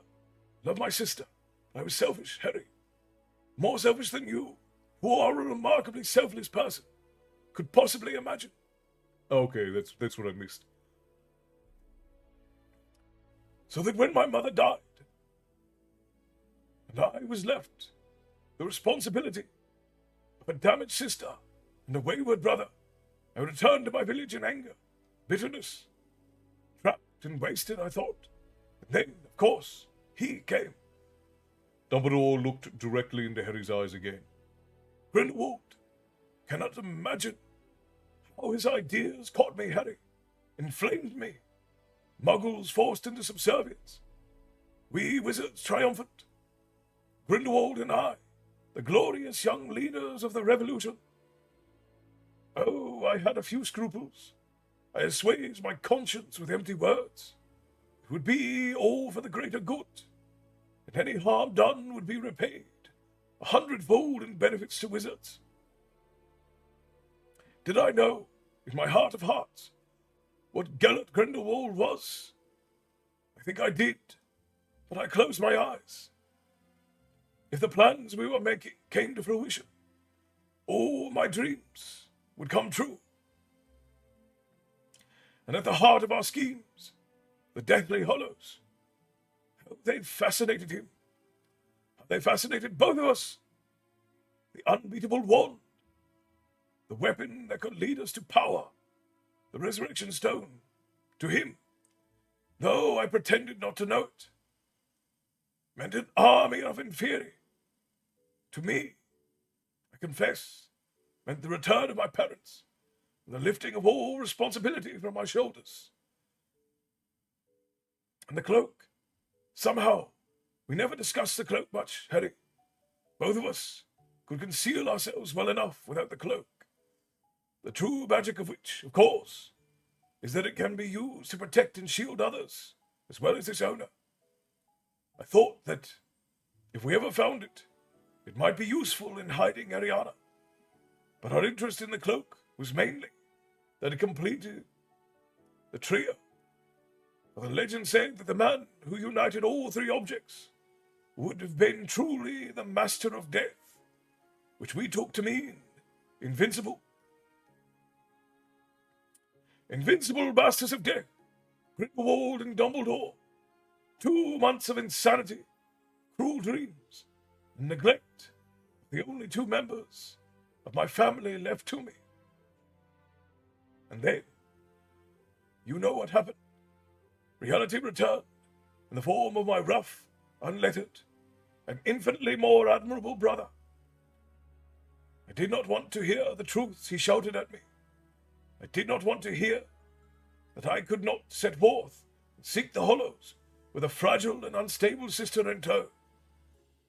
The argument became a fight. Grindelwald lost control. That which I had always sensed in him, thought I pretended not to know, now sprang into terrible being. And Ariana, after all my mother's care and caution, lay dead upon the floor. Dumbledore gave a little gasp and began to cry in earnest. Harry reached out and was glad to find that he could touch him. He gripped his arm tightly, and Dumbledore gradually regained control. Well, Grindelwald fled. As anyone but I could have predicted, he vanished, with his plans for seizing power, his schemes for Muggle torture, and his dreams of the Deathly Hallows.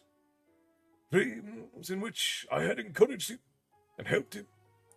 He ran, while I left to bury my sister and learn to live with my guilt, my terrible grief,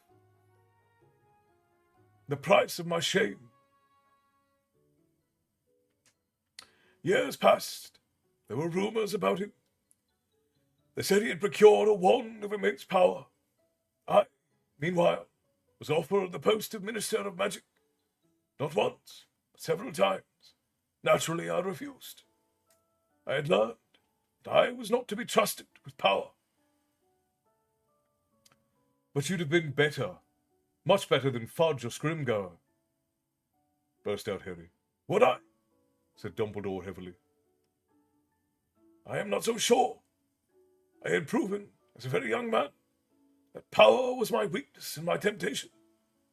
It is a curious thing, Harry, but perhaps those who are best suited to power are those who have never sought it. Those who, like you, have leadership thrust upon them, and take up the mantle because they must, and find their own surprise that they wear it well. I was safer at Hogwarts. I was safer at Hogwarts. I think I was a good teacher. You were the best. You are very kind, Harry. But while I busied myself with training of young wizards, Grindelwald was raising an army. They say he feared me, and perhaps he did, but less, I think, than I feared him. Oh, not death, said Dumbledore in answer to Harry's questioning look. Not what he could do to me magically. I knew that we were evenly matched, perhaps that I was even a shade more skillful. It was the truth I feared. You see, I never knew which of us, in the last horrific fight, had actually cast the curse that killed my sister. You may call me cowardly, and you would be right. Harry, I dreaded beyond all things the knowledge that it had been I who had brought about her death, not merely through my arrogance and stupidity, but that I actually struck the blow that snuffed out her life. I think he knew it. I think he knew what frightened me, and delayed meeting him till finally it would have been too shameful to resist any longer. People were dying, and it seemed unstoppable, and I had to do what I could. Well, you know what happened next. I won the duel. I won the wand. Another silence. Harry did not ask whether Dumbledore had ever found out who struck Ariana dead. He did not want to know, and even less did he want Dumbledore to have to tell him. At last he knew what Dumbledore would have seen when he looked in the mirror of Erised, and why Dumbledore had been so understanding of the fascination it had exercised over Harry.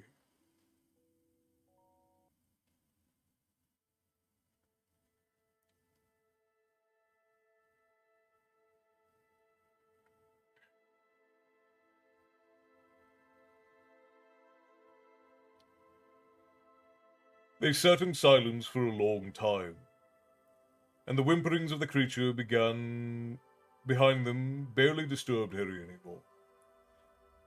At last he said,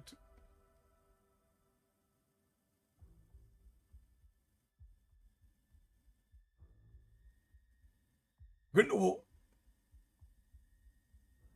Grindelwald tried to stop Voldemort going after the wand. He lied, pretended he'd never had it. Dumbledore nodded, looking down at his lap, tears glittering on his crooked nose. They say he showed remorse in later years, alone in his cell in Nurmengard. I hope that it is true. I would like to think that he did feel the horror and shame of what he had done. Perhaps that lie to Voldemort was his attempt to make amends, to prevent Voldemort from taking the Hollow. Or maybe from breaking into your tomb, Harry suggested. And Dumbledore dabbed his eyes.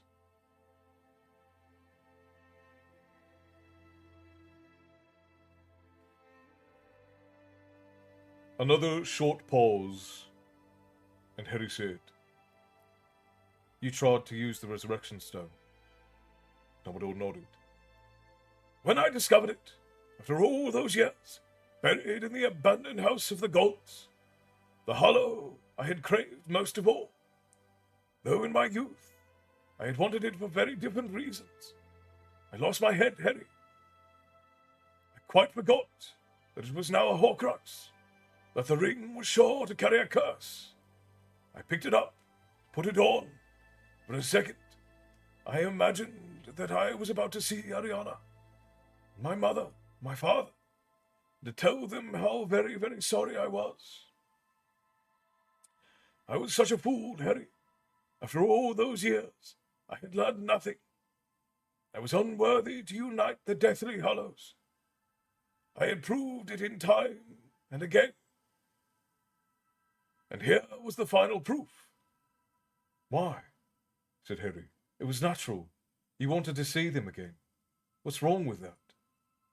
Maybe a man in a million could unite the Hallows, Harry. I was fit only to possess the meanest of them, least extraordinary. I was fit to own the Elder Wand, and not to boast of it, not to kill with it. I was permitted to tame and use it, because I took it not for gain, but to save others from it. The cloak I took out of vain curiosity, and so it could never have worked for me, as it works for you, its true owner. The stone I would have used in an attempt to drag back those who are at peace, rather than to enable my self-sacrifice, as you did. You are a worthy possessor of the Hallows." Dumbledore patted Harry's hand, and Harry looked up at the old man and smiled. He could not help himself. How could he remain angry at Dumbledore now?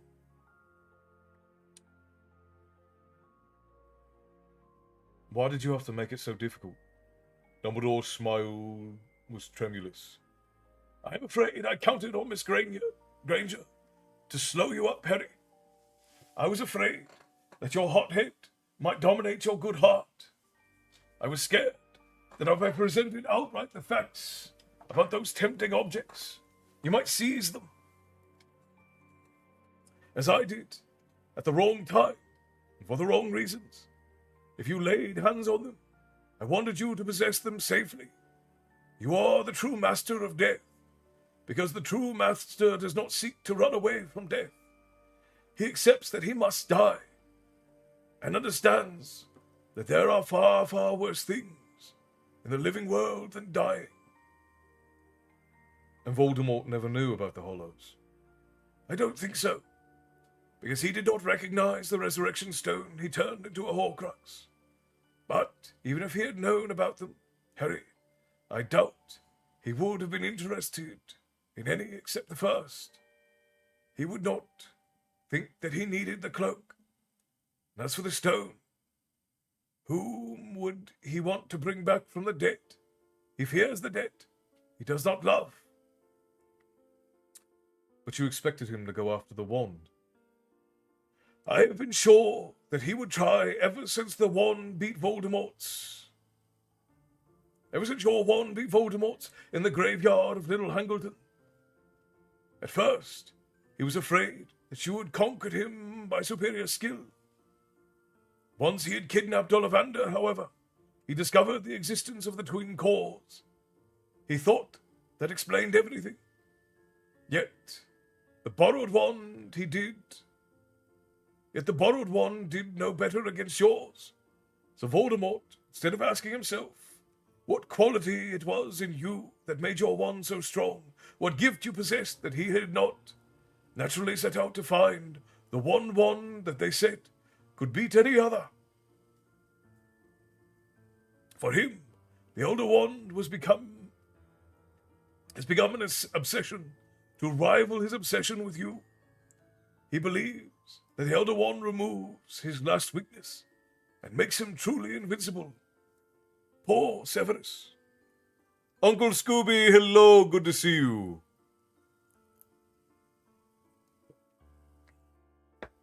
The music is a little loud. It's all very down over here, like I'm getting barely anything.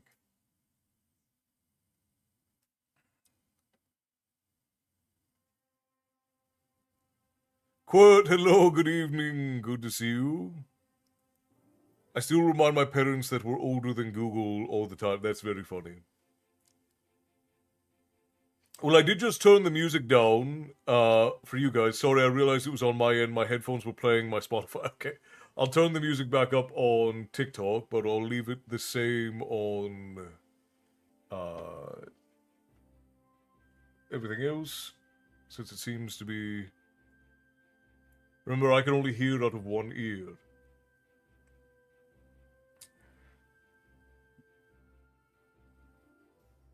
Oh, nope, that was not what I wanted to do. Oh, actually, that does make it easier. There we go. Save. Should make it a little easier to hear the music over on the Tickety Talk.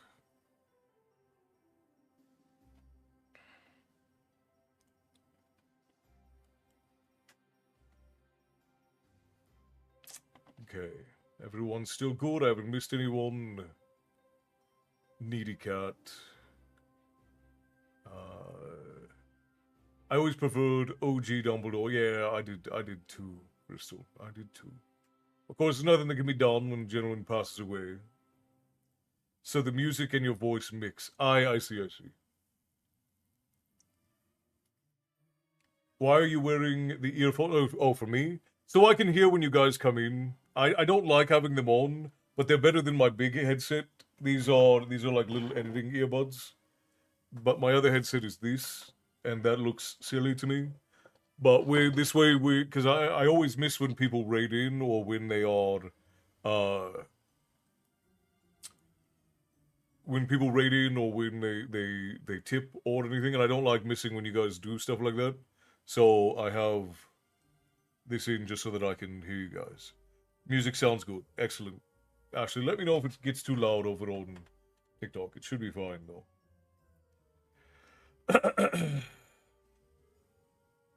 Cindy got us all the way to 10K. Thank you kindly. And again, to everyone who likes and shares the story time when my head is down, it is deeply appreciated. Thank you kindly, my friends. And for all of you who are here, we are very glad to have you. Welcome. Grab your seats. We are almost done with this chapter.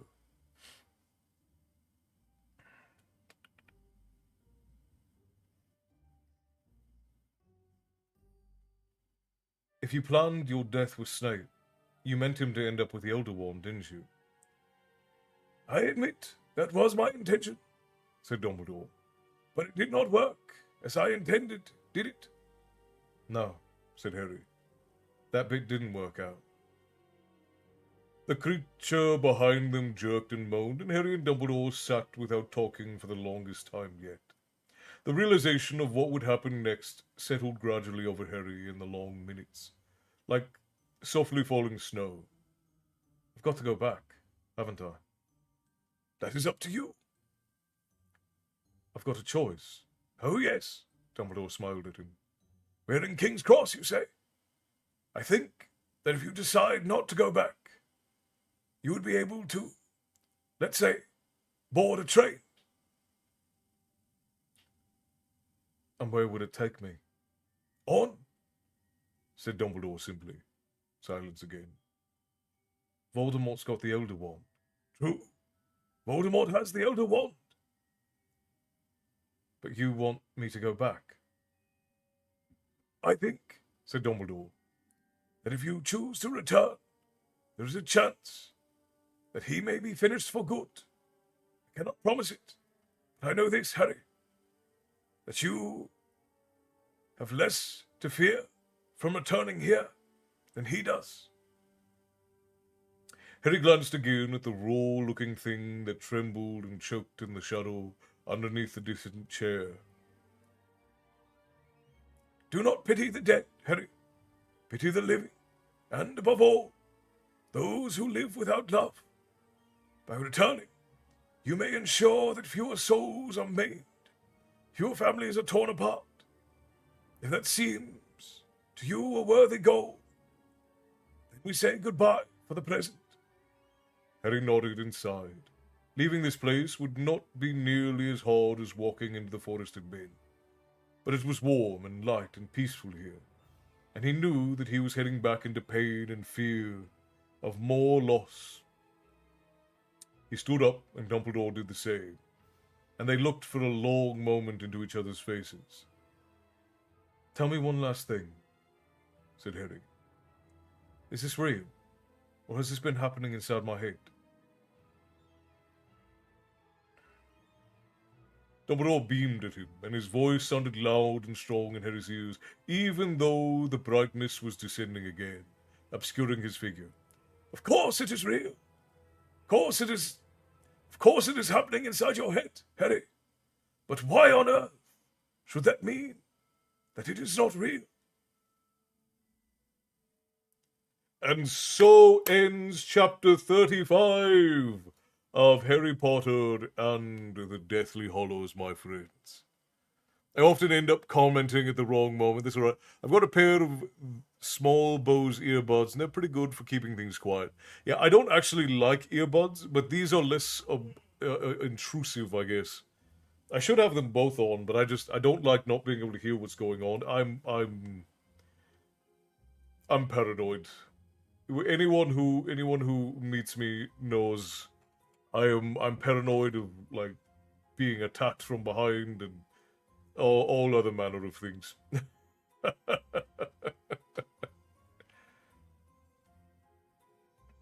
The last quote is there was a banger quote. Like Castle, and thanks for everyone for all the gifts and likes. Yes, thank you kindly. And thank you to our barkeeps, our lovely barkeeps who keep everything safe and fun while my head is down. We appreciate them for it. That's why Matt always faces his back towards the door of the wall. Yeah, it's... You do an amazing Dumbledore. Well, thank you, Hippie. I'm glad that you enjoy. Okay, friends. We have now 27 pages left. What do you think? Should we continue? Should we finish up tonight? That was the plan. Giving your background, I don't blame you for that. Yeah, there are some things that I've just not been able to work out. Like I'm pretty good about dealing with my own issues that I've caused in myself, because I can't blame them on anybody. These are things that I did to myself. But there are just some things that I absolutely cannot get over. Like if I get touched without warning, it puts me on guard. If I hear something, but like I get very anxious if my back is to a door. Like I prefer to like sit in corners. It's all very, very strange. Good night, everyone. I'll have to listen to the rest later. Thanks for reading, Castle. Good night, Mary Beth. The full thing will stay up on YouTube for the next couple of weeks, so you will be up there. No, of course I don't need to ask. I know you all want us to continue. I also love to hear what's going on when I get calls. I always need to use earbuds because I'm a bit deaf. Yeah, one, I have really bad tinnitus from things exploding next to my head. So I even like just having headphones in is like the earbuds in. I can do okay with the headphones, but the earbuds I don't necessarily like. But these make sure I hear everything that's going on, so I appreciate it. Yeah, no, I know what you meant, Ashley. Love your videos. Thank you for the content. Matthew, thank you for coming in. I'm glad you enjoyed the story times. I hope you'll join us for this live story time. And we will... I appreciate you for... I'm glad that you let me be your storyteller. We'll say that. It is a privilege. Yeah, headphones are a lot better. I prefer the book ending. Well, we're going to watch the movie later in the guild, so I have not seen the film... And I've not seen the second half of the film, so this will be my first time watching it. So what is your opinion on the movie the other night, Cass? I saw you guys were watching Deathly Hallows on Discord. I gotta be honest with you, I don't really like any of the movies after the second one. The first two were really good, and I really don't like what they did with any of the ones after the second one, if I'm being honest. Thank you, Jaeger, I appreciate you, my son. I'm fairly the same way about the only time I don't worry about things is when Ken and my uncles are around, which is fair. That's fair. We live in a tumultuous world. Um, can you have tinnitus without having anything? You can have blood vessel issues in your ear, and some people do develop it because of blood vessel issues. Usually, it's because people wear headphones too much. Like if you wear headphones or you listen to really loud music or things like that, you can still develop tinnitus. Uh, the movies aren't necessarily bad, but they do not do justice to the story. And again, I'm already not a fan of how Rowling writes. So the films themselves, like there's still a lot of whimsy in them. I appreciate the whimsy, and I understand why people still love them, but the films did not nearly live up to the grandeur that could have been done, and that was set by the standard that was set by the first two films is not lived up to by the rest of them, in my opinion. We are watching the second half of Harry Potter and the Deathly Hallows tonight. Some of the films aren't necessarily bad. Yeah, and again, like I'm not trying to poo-poo on the films because they are still like visually they're still really spectacular. They're like the film they did a good job with what they had, but the writing and the dialogue and the progress, like the we watched part one 2 nights ago, and it was or on Friday, and it was just so fast. Like they added in a bunch of unnecessary tripe, and then also it was so fast. Like it just felt so accelerated. Like they compressed everything down. It just it didn't have remotely the impact. The Order of the Phoenix is atrocious. Yeah, a lot of people have a lot of grievances with how the Order of the Phoenix played out. Prize, thank you for the follow over on TikTok. You've marked us on your map. You should be able to find your way back the next time you seek a story. When I was younger, I used to dance by huge loudspeakers while I'm partially deaf. Yeah, that'll do it. That'll do it. Goblet of Fire, in my opinion, is the worst of them all. Goblet of Fire, when we watched it the other day, I did not remember how bad it was. I don't really like any of the movies past the third one. One word Lupin. Yeah, the fact that they leave Lupin out and they leave Peeves out, they leave major aspects of the films out. It just yeah. Do the movie didn't bother to tell the story. It was like right. Yeah, I would agree with that. For the fourth film committed the deadly sin, it assumed the audience knew the story. Yeah, absolutely. And it feels like a lot of the films have done that. It feels like a lot of the films after the second one. So the first and second one, I think, are about as close as you could possibly get in film, keeping it under a 3-hour movie. I think the first two films are about as close as you can get, keeping it under 3 hours. And even then, like, they were very fast. But the third one was just barely like I'm nostalgic for the third one because the third book is my favorite. So the third film I do like, but they just like and Rowling isn't good at writing dialogue anyways, so they took her already bad dialogue and made it worse, which is just bothers me. Like the film should have improved upon it, not made it worse. But I don't know. I don't know. All right, I'm gonna get back to reading, friends. I'm gonna take a drink here. I'm gonna get some. We got Harry Potter, Lord of the Rings, and The Hobbit. Yes, indeed. Lupin is why I love the third one. Yeah, and I do like who they chose to play Lupin. I think that was about as good as it could be. I did not like the one that was telescoped in. Yeah, my opinion. Some movies from books ruined it because of. I think that that's probably true. I also think that there's this need in Hollywood to put their stamp on everything. Like you get people like, oh, I'm so excited to leave my mark on this series. No, it's not your job to leave your mark on the series. It's your job to properly represent and honor the series that you are now a part of. If your goal is to leave a mark on it, bad. No, shame on you. Which actor would make the best Peeves? Oh, that's a good question. Um,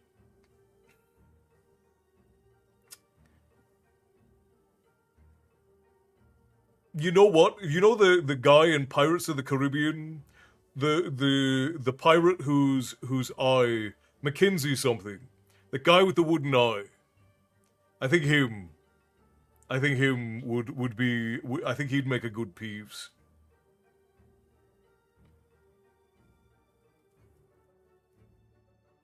Peeves was cast and filmed and they cut out all the scenes. I didn't even know that. I didn't know that. Sorry, I must go into lurk mode. I will be back in a bit. That's alright, Hannah. Go do what you need to do. I love Pirates of the Caribbean too. I like the first. The first film is obviously the best of them, and the first three are okay. But after that, it's like the Fast and the Furious movies, right? Like they just get more and more ridiculous after the first three. Oh. I always thought the skinny ghost in Casper. Yeah, that's kind of what I imagine Peeves to be like. It's the skinny. Yeah, Mackenzie Crook. Thank you, Ashley. Mackenzie Crook, I think, would do very well. Rick Mayall. I don't even know who that is. Rick Mayall. Oh yeah, that's not bad.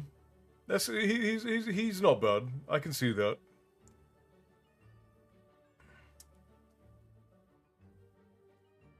He's definitely got the look for Peeves. That's for sure.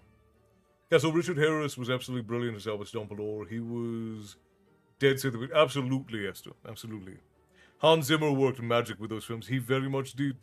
I agree. The music was a big thing. The thing directors don't get is that if they very faithfully represent the book in the movie form, that would be leaving them out. Yeah, right. Absolutely. Mostly for eye candy. There's a lot of that in Pirates of the Caribbean. There's a lot of that. And when Pirates of the Caribbean to Captain Jack Sparrow of the Caribbean. Right. Absolutely. Scooby. Yeah, and that's one of the reasons why the Lord of the Rings films have sort of been immortalized. And that's because, and why the original 2 Harry Potter films will always be there, because they paid homage to their source material. And with Lord of the Rings, the reason why the Lord of the Rings films will live on in infamy and belovedly so is because, in spite of the fact that Jackson did do some things that were Hollywoodified, in general, he wanted to bring the book to life. His goal was to bring the book to life. So the fact that he did, that was his goal when he made the Lord of the Rings films, is why they will be immortalized for a long time, and that's him having left his mark on the series. The Hobbit films, on the other hand, will not have that same lifespan, I don't think, because there was too much Hollywood that went into that. There was too much Hollywoodification of these things, and there's really no getting around that when that happens. Okay, friends, let's see, how much time do we have left on... Okay, we got 20 minutes, so I think we can get a few more pages in before we need to run more ads over on Twitch. We'll get to a good stopping point, and then we'll run ads again. Actually, you know what? Let's run them now, because then we'll have like 80 minutes without ads. So yeah, we're gonna run ads now. Then we'll have 80 minutes without them over on Twitch. I think that's the way to go. Okay, so I apologize, friends. 3 minutes, and then we should have almost 80 minutes without them, and that should be enough to get through this whole chapter and maybe even the next one. So let's go. Here we go. I think he's talking about Richard Harris, Bethany. Hannah, I'm glad you're still here. I hope you're enjoying yourself. I hope everyone is enjoying their night in the tavern with us. Hope you're enjoying story time and the little bit of waffles we have here and there. We have 27 pages left, which I think we could probably do in about an hour and a half if I really, really, really put it down. Aloha, brother. Hello, Klein. Good to see you. How are things out in Hawaii? I hope that you are doing well.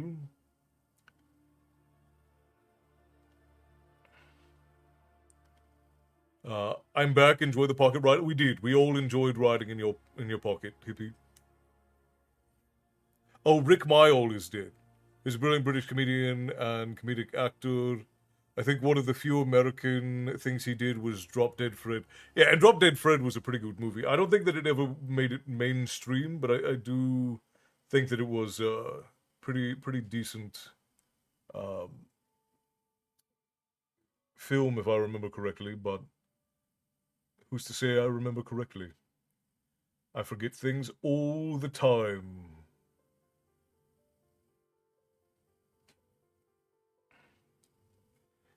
Do you know why they changed directors? I don't know for sure. I do know a bit of a shame that Richard Harris passed away in 2002. It was a big shame. He was a dreadful loss.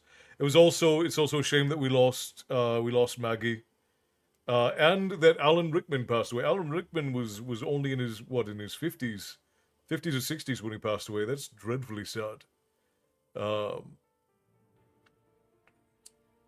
And I think wasn't it that Harry Potter was really like Alan Rickman's like breakout role? That was when he really got like he'd been working in Hollywood forever.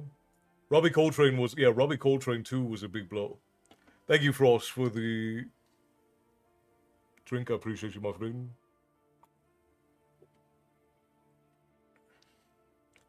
I don't know for sure why they parted ways. I think that what I remember was the studio was being really difficult with the showrunner, and he had other better, more like satisfying projects on on the docket, and he just went and did those things. Lost Hagrid 2 and Mr. Dursley. Die Hard, you're right, Bears. Die Hard was his breakout role. But he didn't get Snape until he was like, I think that he didn't really become big, like super famous until he became Snape, though, if I remember right. I think Snape was like his first really big role where he was like a main character in something. I could be wrong about that. I don't know that for sure. Fluffy OWO6262, welcome in. Thank you for the follow over on TikTok. We're so very glad that you could join us.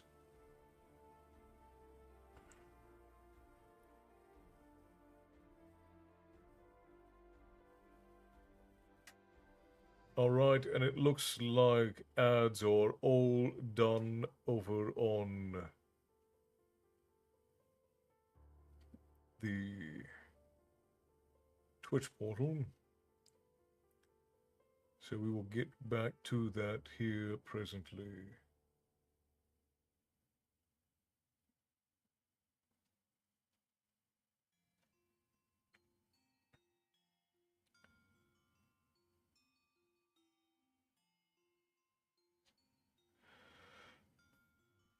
Alright. All the greats are leaving us behind because they saw the way the world was headed.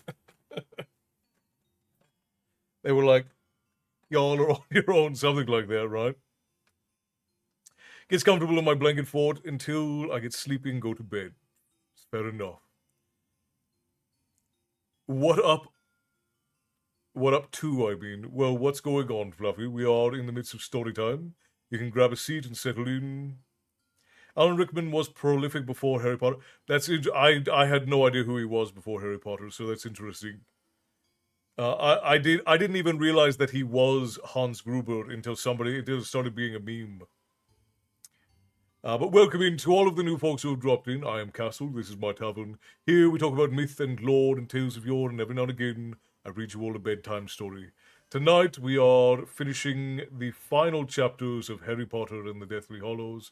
After over a year of reading through these books, one after another, and we are now in the finale. If you are new here, you have stumbled into a tavern at the end of the world where all stories eventually come to rest. And you have found yourself here because you sought a story. So grab a seat, get to know the regulars, and Rickman plays such a good bad guy. Yeah, he really does. He got typecast, but it is what it is. A bit of a loss to have so many talented actors pass away from the Harry Potter series. It really is. It really is, Esther. He was the sheriff of Nottingham in Kevin and Costner's Robin Hood. Yeah, I wouldn't have known that if you hadn't told me, Frost. I wouldn't have known that. All right, let's continue. Chapter 36 of Harry Potter and the Deathly Hallows. The Flaw in the Plan. He was lying face down on the ground again. The smell of the forest filled his nostrils. He could feel the cold, hard ground beneath his cheek and the hinge of his glasses, which had been knocked sideways by the fall, cutting into his temple. Every inch of him ached, and the place where the killing curse had hit him felt like a bruise of an ironclad punch. He did not stir, but remained exactly where he had fallen, with his left arm bent out in an awkward angle and his mouth gaping. He'd expected to hear cheers of triumph and jubilation at his death, but instead hurried footsteps, whispers, and solicitous murmurs filled the air. My lord! My lord! It was Bellatrix's voice, and she spoke as if to a lover. Harry did not dare open his eyes, but allowed his other senses to explore his predicament.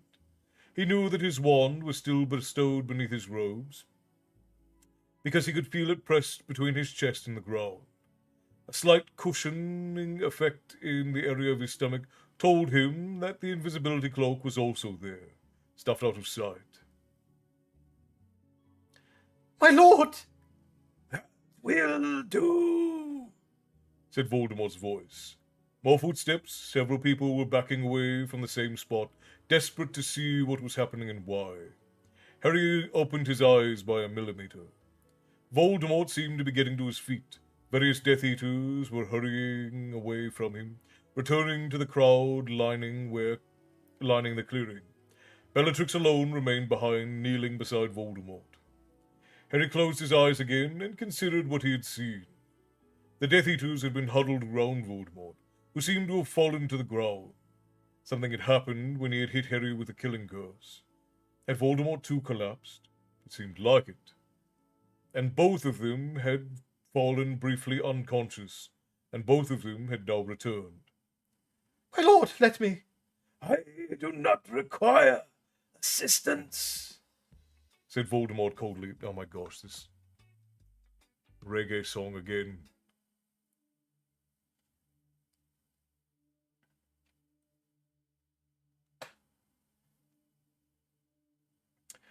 Said Voldemort coldly, and though he could not see it, Harry pictured Bellatrix withdrawing a helpful hand. The boy, is he dead? There was complete silence in the clearing, and nobody approached Harry, but he felt their concentrated gaze. It seemed to press him harder into the ground, and he was terrified a finger or an eyelid might twitch. You, said Voldemort, and there was a bang and a small shriek of pain. Examine him. Tell me whether he is dead. Harry did not know who had been sent to verify. He could only lie there, with his heart thumping traitorously, and wait to be examined. But at the same time, noting small comfort, though it was, that Voldemort was wary of approaching him, that Voldemort suspected that all had not gone to plan. Hands, softer than he had been expecting, touched Harry's face, pulled back an eyelid, crept beneath his shirt and down his chest and felt his heart. He could hear the woman's fast breathing, her long hair tickled his face. He knew that she could feel the steady pounding of life against his ribs. Is Draco alive? Is he in the castle? The whisper was barely audible. Her lips were an inch from his ear, her head bent so low that her hair shielded his face from the onlookers. Yes, he breathed back. He felt the hand on his chest contract. Her nails pierced him, and then it was withdrawn. She had sat up. He is dead! Narcissa Malfoy called to the watchers, and now they shouted. Now they yelled in a triumphant stamped.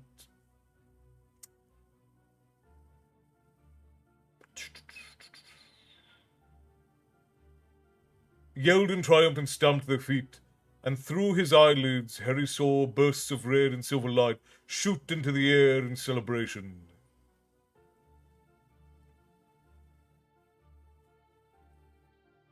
Still feigning death on the ground, he understood. Narcissa knew that the only way she would be permitted to enter Hogwarts to find her son was on the part of the conquering army. She no longer cared whether Voldemort won. You see, Screeched Voldemort over the tumult. Harry Potter is dead by my hand. No man alive can threaten me now. Watch! Crucio! Harry had been expecting it, knew his body would not be allowed to remain unsullied on the forest floor. It must be subjected to humiliation to prove Voldemort's victory. He was lifted into the air, and it took all his determination to remain limp. Yet the pain he expected did not come. He was thrown once, twice, 3 times into the air. His glasses flew off, and he felt his wand slide a little beneath his robes. But he kept himself floppy and lifeless. And when he fell to the ground the last time, the clearing echoed with jeers and shrieks of laughter. "Now," said Voldemort, "we go to the castle and show them what has become of their hero. Who shall drag the body? No, wait." There was a fresh outbreak of laughter, and after a few moments Harry felt the ground trembling beneath him. "You carry him. Voldemort said. He will be nice and visible in your arms, will he not? Pick up your little friend, Hagrid, and the glasses. Put on the glasses. He must be recognizable." That's all right, Hippie. Good night. Rest well. If you want to watch the rest, it will be available for a while over on YouTube, and it'll be properly named. Now, Fat Kid Problems, thank you for the heart me and the roses. I didn't see those come in. And Hippie, thank you for the heart me and the club cheers. Tips to the Tavern Keeper, always appreciated. Thank you kindly. Have a good night and rest well. Thank you, Jaeger. I appreciate you, brother.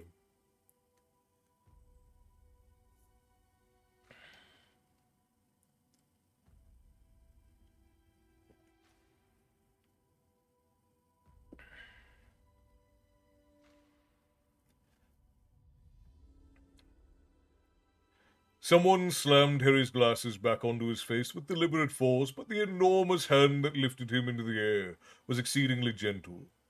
Harry could feel Hagrid's arms trembling with the force of his heaving sobs. Great tears splashed down upon him as Hagrid cradled Harry in his arms, and Harry did not dare, by movement or word,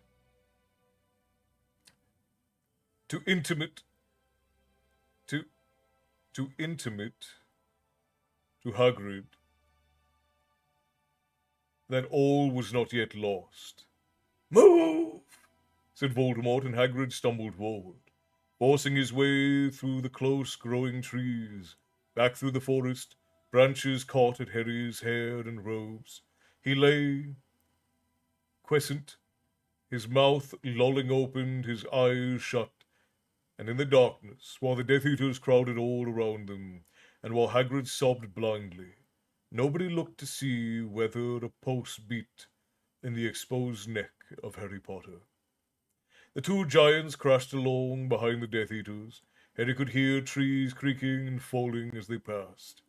They made so much din that the birds rose shrieking into the sky, and even the jeers of the Death Eaters were drowned. The victorious procession marched on towards the open ground, and after a while, Harry could tell, by the light of the darkness through the closed eyelids, that the trees were beginning to thin. "Fine!" Hagrid's unexpected bellow nearly forced Harry's eyes open. "Happy now, are you? That you didn't fight? You cowardly bunch of nags! Are you happy? Harry Potter's dead." Hagrid could not continue, but broke down into fresh tears. Harry wondered how many centaurs were watching their procession pass. He dared not open his eyes to look. Some Death Eaters called insults at the centaurs as they left them behind. A little later, Harry sensed, by a freshening of the air, that they had reached the edge of the forest. Stop!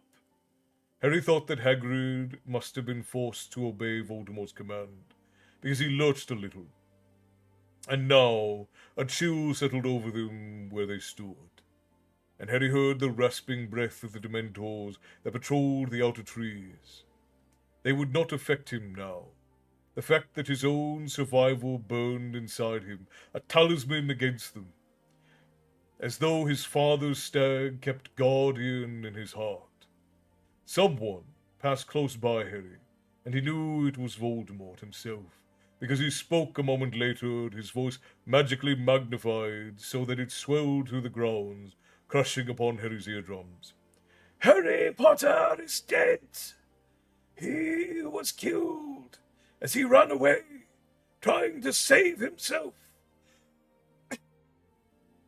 While you lay down your lives for him, we bring you his body as proof that your hero is gone. The battle is won. You have lost half your fighters. My Death Eaters outnumber you, and the boy who lived is finished. There must be no more war. Anyone who continues to resist, man, woman, or child, will be slaughtered, as will every member of their family. Come out of the castle now, kneel before me, and you shall be spared. Your parents and children, your brothers and sisters, will live and be forgiven. And you will join me.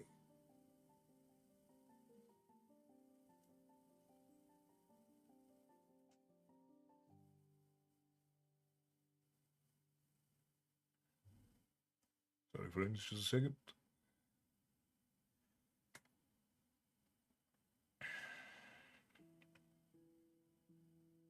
Join me in the new world we shall build together. There was silence in the grounds and from the castle. Voldemort was so close to him that Harry did not dare open his eyes again. Come, said Voldemort, and Harry heard him move ahead, and Hagrid was forced to follow. Now Harry opened his eyes a fraction, and saw Voldemort striding in front of him, wearing the great snake Nagini around his shoulders, now free of her enchanted cage. But Harry had no possibility of extracting the wand concealed under his robes, without being noticed by the Death Eaters, who marched on either side of him. The slowly lightening darkness. Harry, Sobbed Hagrid. oh Harry, Harry. Harry shut his eyes tight again. He knew that they were approaching the castle and strained his ears to distinguish, above the gleeful voices of the Death Eaters and their tramping footsteps, signs of life from those within. Stop! The Death Eaters came to a halt. Harry heard them spreading out in a line facing the open front doors of the school. He could see, even though through his closed lids, the reddish glow that meant light streamed upon him from the entrance hall. He waited. Any moment the people for whom he had tried to die would see him, lying apparently dead in Hagrid's arms. No! The scream was more terrible because he had never expected or dreamed that Professor McGonagall could make such a sound. He heard another woman laughing nearby and knew that Bellatrix gloried in McGonagall's despair. She squinted again, for a single second, and saw the open door filling with people, as the survivors of the battle came out into the front steps to face their vanquishers and see the truth of Harry's death for themselves. Harry saw Voldemort standing a little in front of him, stroking Nagini's head with a single white finger. He closed his eyes again. No! No! Harry! Harry! Ron and Hermione's and Ginny's voices were worse than McGonagall's.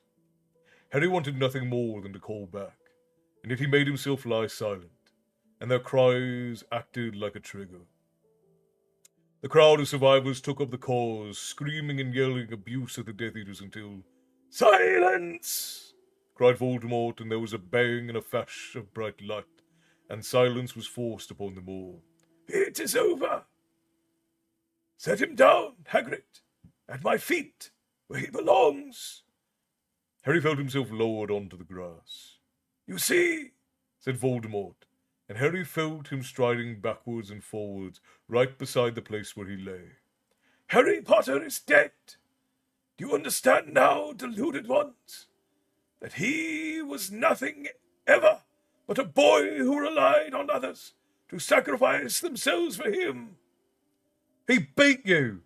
Yelled Ron, and the charm broke, and the defenders of Hogwarts were shouting and screaming again, until a second, more powerful bang extinguished their voices once more.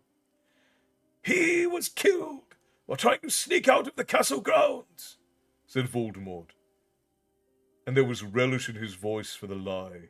"Killed while trying to save himself." But Voldemort broke off.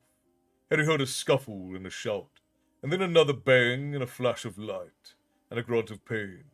He opened his eyes an infinitesimal amount. Someone had broken free of the crowd, charged at Voldemort. Harry saw the figure on the ground disarmed, Voldemort throwing the challenger's wand aside and laughing. "And who is this?" he said in his soft snake's hiss. "Who has volunteered to demonstrate what happens to those who continue to fight when the battle is lost?" Bellatrix gave a delighted laugh. It is Neville Longbottom, my lord. The boy who has been giving the Carrows so much trouble. The son of the Auras, remember? "Ah, yes, I remember," said Voldemort, and he looked down at Neville, who was struggling back to his feet, unarmed and unprotected, standing in the no man's land between the survivors and the Death Eaters. "But you are a pureblood, aren't you, my brave boy?" Voldemort asked Neville, who stood facing him, his empty hands curled into fists. And so what if I am? Said Neville loudly. "You show spirit and bravery.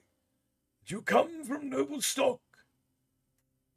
You will make a very valuable Death Eater. We need your kind, Neville Longbottom." I'll join you when hell freezes over, said Neville. Dumbledore's army, he shouted, and there was an answering cheer from the crowd, whom Voldemort's silencing charms seemed to be unable to hold. "Very well," said Voldemort, and Harry heard more danger in the silkiness of his voice than in the most powerful curse. "If that is your choice, Longbottom, we revert to the original plan. On your head," he said quietly. "Be it." Still watching through his lashes, Harry saw Voldemort wave his wand. Seconds later, out of one of the castle's shuttered windows, something that looked like a misshapen bird flew through the half-light and landed in Voldemort's hand. He shook the mildewed object by its pointed end and dangled, empty and ragged, the sorting hat. "There will be no more sorting at Hogwarts School," said Voldemort. "There will be no more houses. The emblem, shield, and colours of my noble ancestor, Salazar Slytherin, will suffice for everyone. Won't they, Neville Longbottom?" He pointed his wand at Neville, who grew rigid and still, then forced the hat onto Neville's head, so that it slipped down below his eyes. There were movements from the watching crowd in front of the castle, and as one, the Death Eaters raised their wands, holding the fighters of Hogwarts at bay.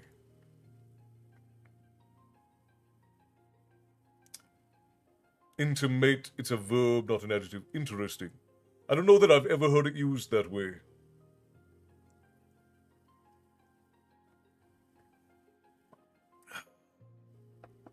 Teresa Fitzale, thank you for the follow over on TikTok. You've marked us on your map.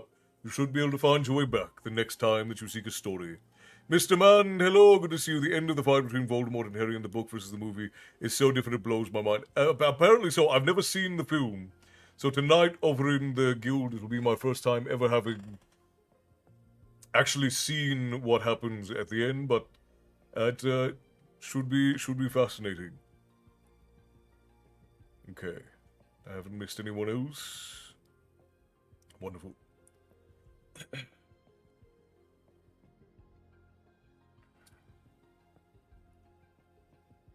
Neville here is now going to demonstrate what happens to anyone foolish enough to continue to oppose me, said Voldemort, and with a flick of his wand, he caused the Sorting Hat to burst into flames. Screams split the dawn, and Neville was aflame, rooted to the spot, unable to move. And Harry could not bear it. He must act. And then many things happened at the same moment. They heard uproar from the distant boundary of the school, as the sounds of what sounded like hundreds of people came swarming over the out-of-sight walls and pelted towards the castle, uttering loud war cries.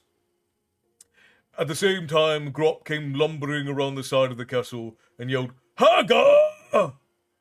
His cry was answered by the roars of Voldemort's giants. They ran at Grop like bull elephants, making the earth quake. Then came whoos and twangs of bows, and arrows were suddenly falling amongst the Death Eaters, who broke ranks, shouting their surprise. Harry pulled the invisibility cloak from inside of his robes and swung it over himself, and sprang to his feet as Neville moved too. In one swift fluid motion, Neville broke free of the body bind curse upon him. The flaming hat fell off him, and he drew from its depths something silver with glittering rubied handle. The slash of the silver blade could not be heard over the roar of the oncoming crowd, or the sound of the clashing giants, or the stampeding centaurs, and yet it seemed to draw every eye. With a single stroke, Neville sliced off the great snake's head, which spun high into the air, gleaming in the light flooding from the entrance hall, and Voldemort's mouth was opened in a scream of fury that nobody could hear, and the snake's body thudded to the ground at his feet. Beneath the invisibility cloak, Harry cast a shield charm between Neville and Voldemort before the latter could raise his wand, and then, over the screams and roars of the thunderous stamps of battling giants, Hagrid's yell came loudest. "Harry!" Hagrid shouted. "Harry! Where is Harry?" Chaos reigned. The charging centaurs were scattering the Death Eaters. Everyone was fleeing from the giants' stamping feet, and nearer the thundered the reinforcements that had come from who knew where. Harry saw great winged creatures soaring over Voldemort's heads. Voldemort's giants, Thestrals and Buckbeak the Hippogriff, searching at their eyes while Grop punched and pummeled them down. And now the wizards, defenders of Hogwarts, and Death Eaters alike were being forced back into the castle. Harry was shooting jinxes and curses at Death Eaters he could see, and they crumpled, not knowing who had hit them, and their bodies were trampled by the retreating crowd. Still hidden beneath the invisibility cloak, Harry was buffeted into the entrance hall. He was searching for Voldemort and saw him across the room, firing spells from his wand as he backed into the great hall, still screaming instructions to his followers as he sent curses flying left and right. Harry cast more shield charms, and Voldemort's would-be victims, Seamus Finnegan and Hannah Abbott, darted past him into the great hall, where they joined the fight already flourishing inside. And now there were even more people storming up the front steps, and Harry saw Charlie Weasley overtaking Horace Slughorn, who was still wearing his emerald pajamas. They seemed to have returned at the head of what looked like the families and friends of every Hogwarts student who remained to fight, along with the shopkeepers and homeowners of Hogsmeade. The centaurs Bane and Ronan and Magorian burst into the hall with a great clatter of hooves, as behind Harry the door that led to the kitchens was blasted off its hinges. The house elves of Hogwarts swarmed the entrance hall, screaming and waving carving knives and cleavers. At their head, the locket of Regulus Black bounced on his chest. was Creature, his bullfrog voice audible even above the din. Fight, fight, fight for my master! Defend the Hogwarts elves! Fight the Dark Lord! In the name of the brave Regulus, fight! They were hacking and stabbing at the ankles and shins of Death Eaters, their tiny faces alive with malice, and everywhere Harry looked, Death Eaters were folding under the sheer weight of numbers, overcome by spells, dragging arrows from wounds, stabbing in the legs by elves, or else simply attempting to escape but swallowed by the oncoming horde. It was not over yet. Harry sped between the duelers, past the struggling prisoners, and into the great hall. Voldemort was in the centre of the battle, and he was striking and smiting all within reach. Harry could not get a clear shot, but fought his way nearer, still invisible, and the great hall became more and more crowded as everyone who could walk forced their way in. Harry saw Yaxley slammed to the floor by George and Lee Jordan, and saw Dolohov fall with a scream at Flitwick's hand. Saw Walden McNair thrown across the room by Hagrid and hit the stone wall opposite and slide unconscious to the ground. He saw Ron and Neville bringing down Fenrir Greyback, Aberforth stunning Rookwood, Arthur and Percy flooring Thickness, and Lucius and Narcissa Malfoy running through the crowd, not even attempting to fight, screaming for their son. Voldemort was now dueling McGonagall, Slughorn, and Kingsley all at once, and there was a cold hatred in his voice as they wove and ducked around him, unable to finish him. Bellatrix was still fighting too, 50 yards away from Voldemort, and like her master, she dueled 3 at once, Hermione, Ginny, and Luna all battling their hardest, but Bellatrix was equal to them, and Harry's attention was diverted as a killing curse shot so close to Ginny she missed death by an inch. He changed course, running at Bellatrix rather than Voldemort, but before he had gone a few steps, he was knocked sideways. Not my daughter, you bitch! Mrs. Weasley threw off her cloak as she ran. Freeing her arms, Bellatrix spun on the spot, roaring with laughter at the sight of her new challenger. Out of my way! Screamed Mrs. Weasley to the 3 girls, and with a swipe of her wand she began to duel. Harry watched with terror and elation as Molly Weasley's wand slashed and whirled, and Bellatrix Lestrange's smile faltered and became a snarl. Jets of light flew from both wands. The floor around the witches' feet became hot and cracked. Both women were fighting to kill. No! Mrs. Weasley cried as a few students ran forward, trying to come to her aid. Get back! Get back! She's mine! Hundreds of people now lined the walls watching the two fights. Voldemort and his 3 opponents, Bellatrix and Molly. Harry stood invisible, torn between both, wanting to attack and yet to protect, unable to be sure that he would not hit the innocent. What will happen to your children when I've killed you? Taunted Bellatrix as mad as her master, capering as Molly's curses danced around her. When Mummy's gone, the same way as Freddy, you will never touch our children again! Screamed Mrs. Weasley. Bellatrix laughed, the same exhilarated laugh her cousin Sirius had given as he toppled backward through the veil. And suddenly Harry knew what was going to happen before it did. Molly's curse soared beneath Bellatrix's outstretched arms and hit her squarely in the chest, directly over her heart. Bellatrix's gloating smile froze. Her eyes seemed to bulge. For the thinnest space of time, she knew what had happened. And then she toppled, and watching the crowd roared and Voldemort screamed.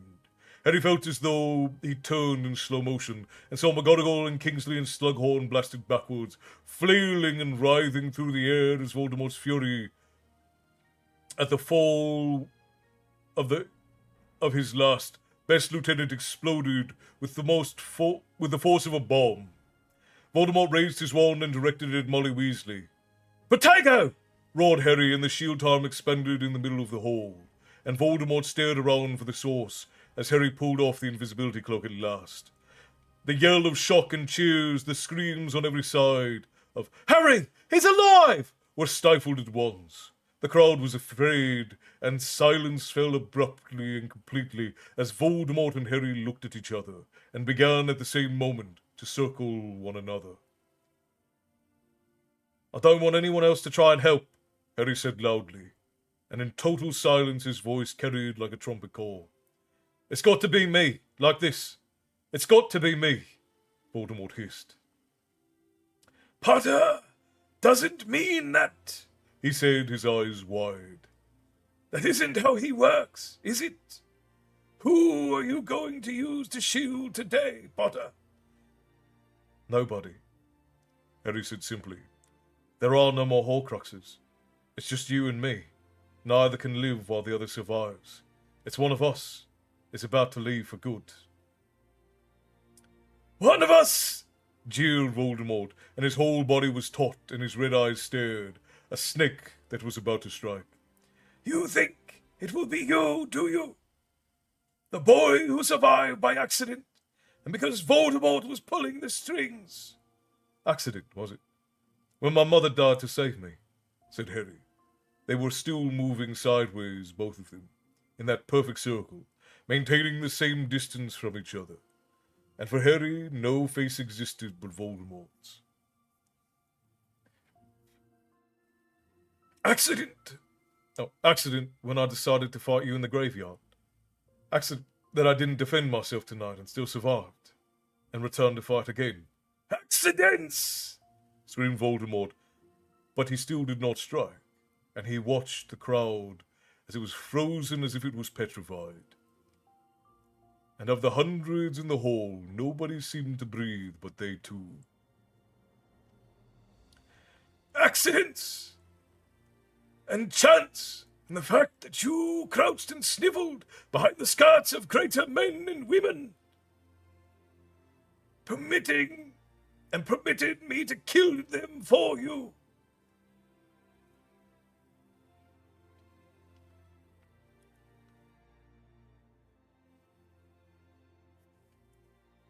You won't be killing anyone else tonight, said Harry as they circled and stared into each other's eyes, green and red.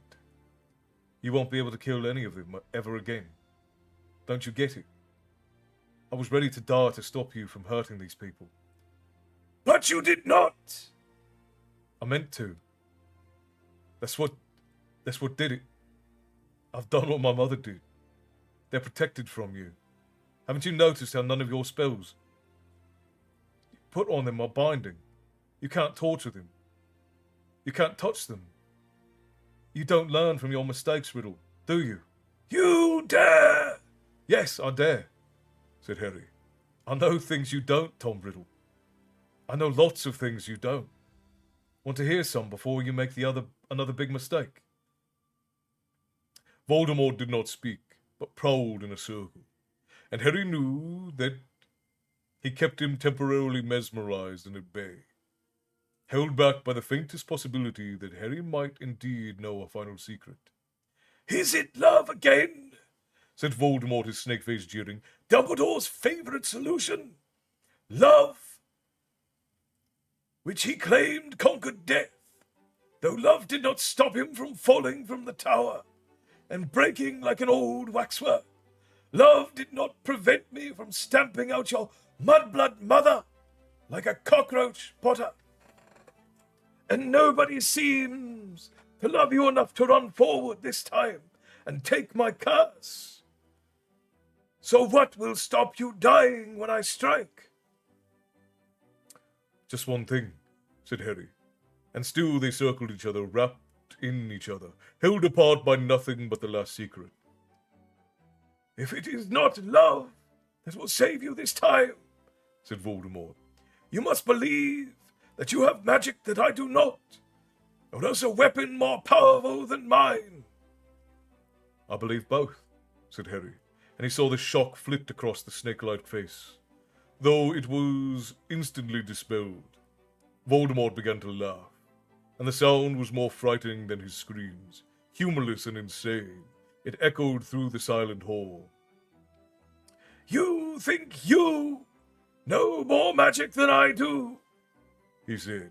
Than Lord Voldemort, who has performed magic even Dumbledore himself dreamed of. Oh, he dreamed of it, said Harry. But he knew more than you. Knew enough to not do what you've done. You mean he was weak? Screamed Voldemort. Too weak to dare, too weak to take what might have been his, what will be mine. No, he was cleverer than you, said Harry.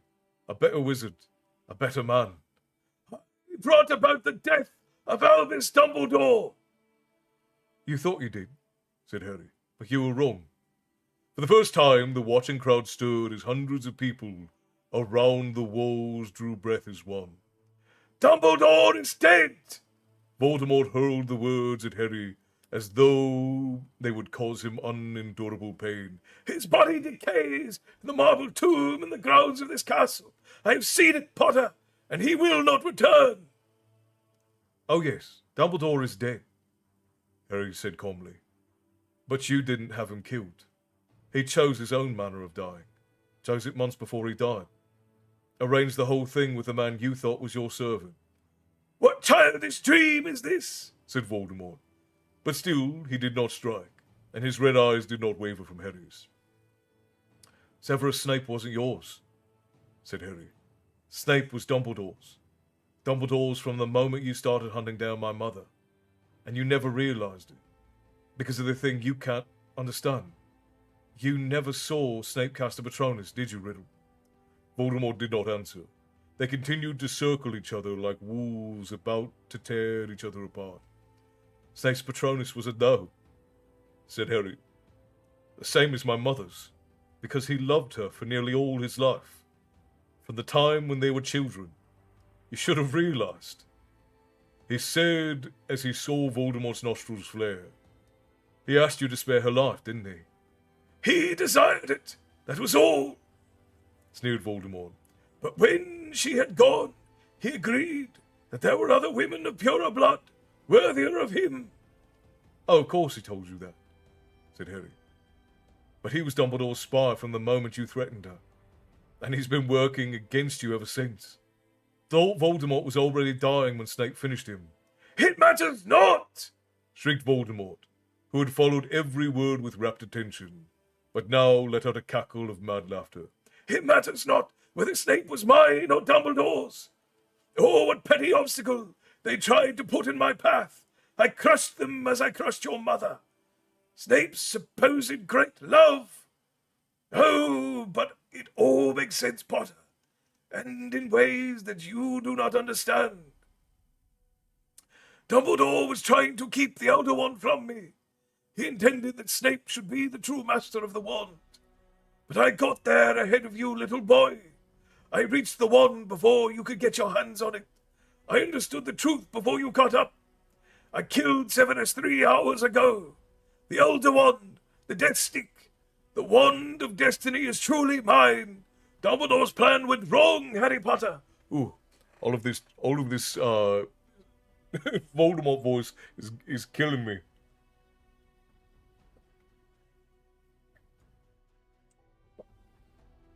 Oh. 20,000 guys are killing it over on TikTok. Cindy's out here with those mad thumbs of fury. Pistol, hello, good to see you. Mrs. Weasley is indeed a mama bear, right? Switch my ears again, hang on.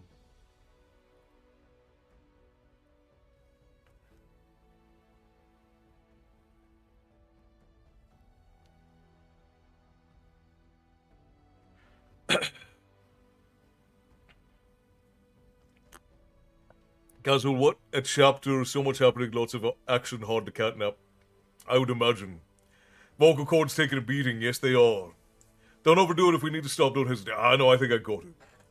Polly, thank you for doing this. Of course, it's my absolute pleasure. Thank you for joining us for Storytime. It's glad to have you.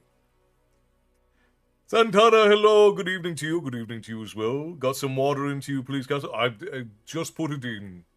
Bear, I appreciate you. This is such a Voldemort is blue screening moment.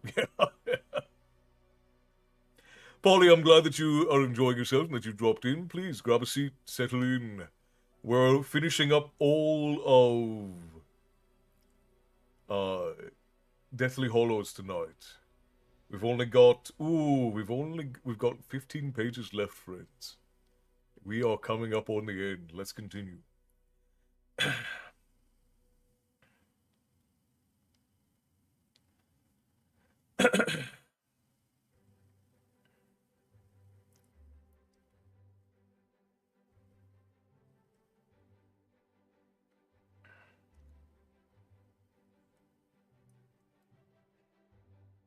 Voldemort's hand was trembling on the Elder Wand, and Harry gripped Draco's very tightly. The moment, he knew, was seconds away. The wand still isn't working properly for you. You murdered the wrong person. Severus Snape was never truly the master of the Elder Wand. He never defeated Dumbledore. He killed! Aren't you listening? Snape never beat Dumbledore. Dumbledore's death was planned between them. Dumbledore intended to die undefeated. The wand's last true master. If it all had gone in plan, the wand's power would have died with him, because it had never been won from him.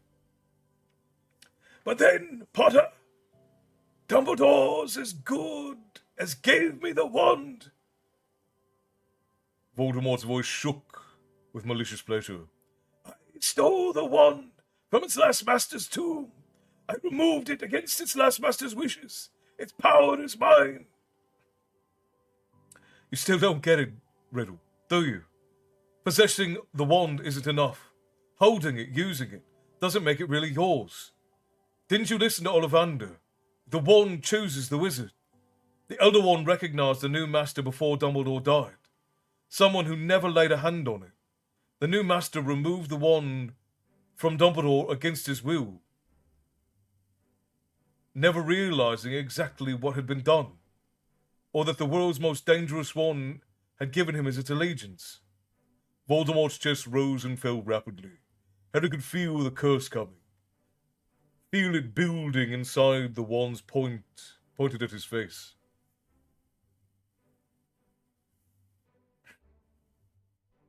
The true master of the Elder Wand was Draco Malfoy. Blank shock showed on Voldemort's face for a moment, but then it was gone. But what does it matter? He said softly. Even if you are right, Potter, it makes no difference to you and me. You no longer have the Phoenix Wand. We duel on skill alone.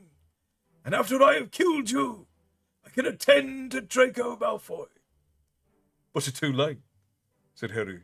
You missed your chance. I got there first. I overpowered Draco weeks ago. I took his wand from him. Harry twitched the hawthorn wand. He felt the eyes of everyone in the hall upon it. So it all comes down to this, doesn't it? Whispered Harry. Does the wand in your hand know that its last master was disarmed? Because if it does, I'm the true master of the Elder Wand. A red glow burst suddenly across the enchanted sky above them as an edge of dazzling sun appeared over the sill of the nearest window. The light hit both their faces at the same time, so that Voldemort was suddenly a flaming blur. Harry heard a high shriek as he too yelled his best hope to the heavens, pointing Draco's wand. Avada Kedavra! Expelliarmus! The bang was like a cannon blast. The golden flames erupted between them at the dead center of the circle they had been treading.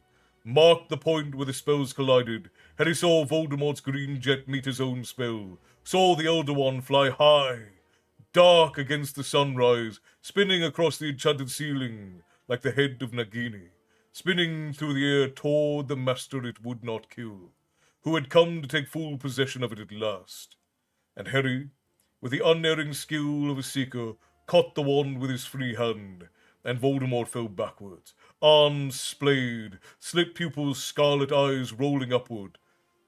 Tom Riddle hit the floor with a mundane finality, his body feeble and shrunken, the white hands empty, the snake-like face vacant and unknowing.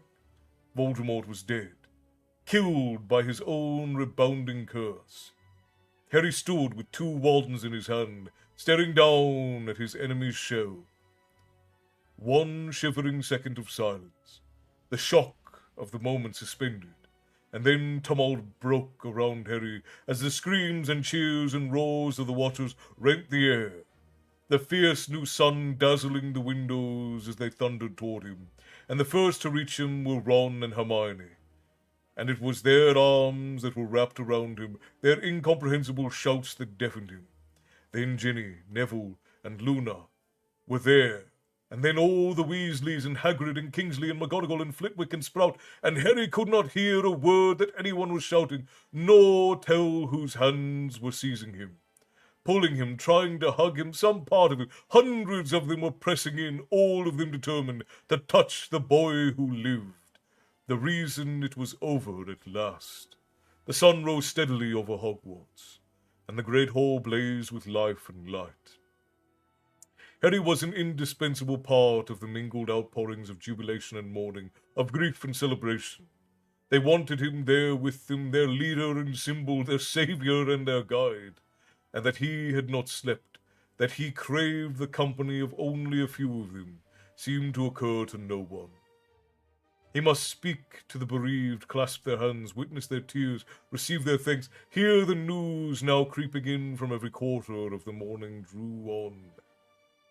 That the imperious up and down the country had come back to themselves, that the Death Eaters were fleeing or else being captured, that the innocent of Azkaban were being released at that very moment, that Kingsley Shacklebolt had been named temporary Minister of Magic. They moved Voldemort's body and laid it in a chamber off the hall, away from the bodies of Fred, Tonks, Lupin, Colin Creevey, and 50 others who had died fighting him. McGonagall had replaced the house tables, but nobody was sitting according to house anymore. All were jumbled together, teachers and pupils, ghosts and parents, centaurs and house elves, and Firenze lay recovering in the corner, and Grop peered in through a smashed window, and people were throwing food into his laughing mouth.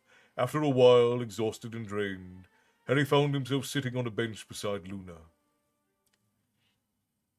I'd want some peace and quiet if it were me, she said. I'd love some, he replied. I'll distract them all, she said. Use your cloak. And before he could say a word, she had cried, Oh, look, a blibbering humdinger, and pointed out the window. Everyone who heard looked around, and Harry slid the cloak up over himself and got to his feet. Now he could move through the hall without interference. He spotted Ginny 2 tables away. She was sitting with her head on her mother's shoulder. There would be time.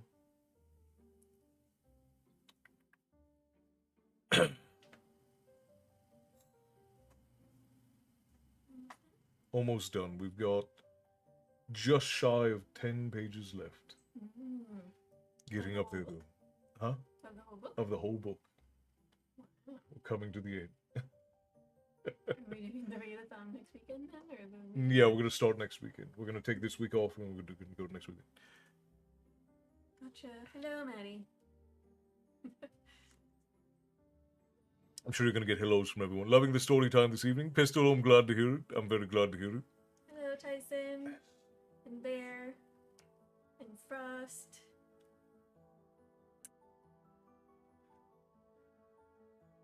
And Hannah.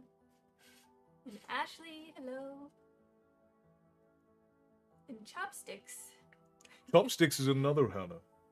Okay. A different Hannah. And nobody knows is in there. All right, hello. That's totally cool, Maddie. It's for a long time it used to just be mom. I'll take a big sis. There would be time to talk later. Mr. Tibio, Molly Sue, you got everyone in here. There quite a few people showed up tonight. We've got over 80 people watching right now. Wow. Yeah. Our hostess with the mostest, indeed she is. And hello, call me Pistol. I am part of the many Hannah. It is the Hannah host. Yeah. We got Darth Nexus, and then Pistol says hello to the lady. And hello, we got Marina. What's that name in the blue? I can't read that. That is Santana. Oh, hello, Santana. Yeah. Yeah, I can't read that at Yeah, all. there are 28 folk over on TikTok. There are 27 on Twitch, and then there are back and forth between 5 and 15 on YouTube and Facebook. So we've got Hello, just about 80 mister. people watching. Captain Ambrose Fox. Yep, Captain Ambrose. Yeah, Santana changed his name to Broke Cracker Customs. So. Oh, right, Yeah. right. But I can't even read that with that color on the dark Yeah. background. It's just not possible to read. And then Cindy also says hello, and Rain says hello. Hello. All right. I know, I Okay. feel like I haven't seen them in forever since It's we've been- just been getting through their Yeah, I was gonna say it's been three odd weeks since you've read to them, so it's been a while. She'll be supplementing for me during the readathon, so you guys will get to see the lady more during the readathon. Yeah. You gotta have it. Yeah. There will be time to talk later, hours and days and maybe years in which to talk. He saw Neville, the sword of Gryffindor,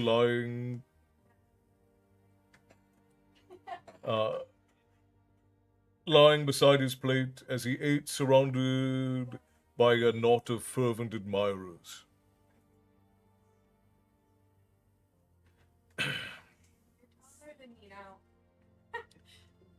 Lots of moving, but I can't reach. Along the aisle between the tables he walked. He spotted the three Malfoys huddled together as though unsure whether or not they were supposed to be there. But nobody was paying them any attention. Everywhere he looked, he saw families reunited, and finally, he saw the two whose company he craved the most. "It's me," he muttered, crouching down between them. "Will you come with me?" They stood up at once, and together he, Ron, and Hermione left the great hall. Great chunks were missing from the marble staircase, part of the balustrade gone, and rubble and bloodstains occurred every few steps as they climbed. Somewhere in the distance, they could hear Peeves zooming through the corridors, singing a victory song of his own composition. Harry James Potter, legendary Auror, defeated the Dark Lord at a mere age 17, Triwizard Champion, the boy who lived. Now that's a business card you can get made. Yeah, absolutely. Ashley, thank you for the heart, me. I appreciate you.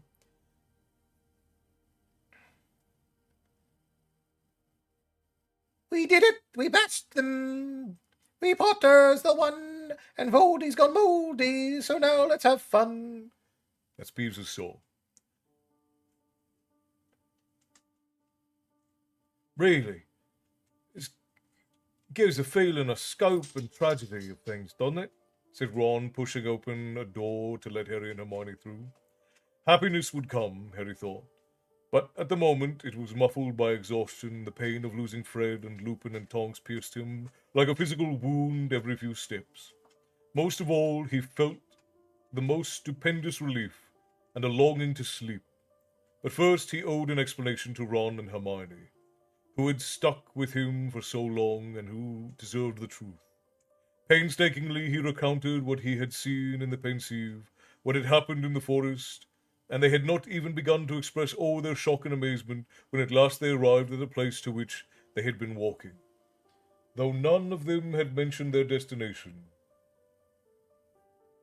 Since it had last been seen, the gargoyle guarding the entrance to the headmaster's study had been knocked aside, and it stood lopsided. Looking a little punch-drunk, and Harry wondered whether it would be able to distinguish passwords again. Can we go up? He asked the gargoyle. Free, groaned the statue. They clambered over him and into the spiral stone staircase that moved slowly upward like an escalator. Harry pushed open the door at the top. He had one brief glimpse of the stone Pensieve on the desk, where he had left it, and then an ear-splitting noise made him cry out, thinking of curses and the returning of Death Eaters and the rebirth of Voldemort. But it was applause. All around the walls, the headmasters and headmistresses of Hogwarts were giving him a standing ovation. They waved their hats, in some cases their wigs. They reached through the frames to grip each other's hands. They danced up and down on the chairs in which they had been painted. Dolores Derwent, sobbing unashamedly, Dexter Fortescue was waving his ear trumpet, and Phineas Nicholas called, in his high, reedy voice, "Let it be known that Slytherin House played its part. Let our contribution not be forgotten." But Harry had eyes only for the man who stood in the largest portrait, directly behind the headmaster's chair. Tears were sliding down from behind the half-moon spectacles into the long silver beard, and the pride and gratitude emanating from him filled Harry with the same balm as Phoenix song. At last, Harry held up his hands, and the portraits all respectfully fell silent, beaming and mopping their eyes and waiting eagerly for him to speak. He directed his words at Dumbledore, however, and chose them with enormous care, exhausted and bleary-eyed though he was. He must make one last effort of seeking one last piece of advice.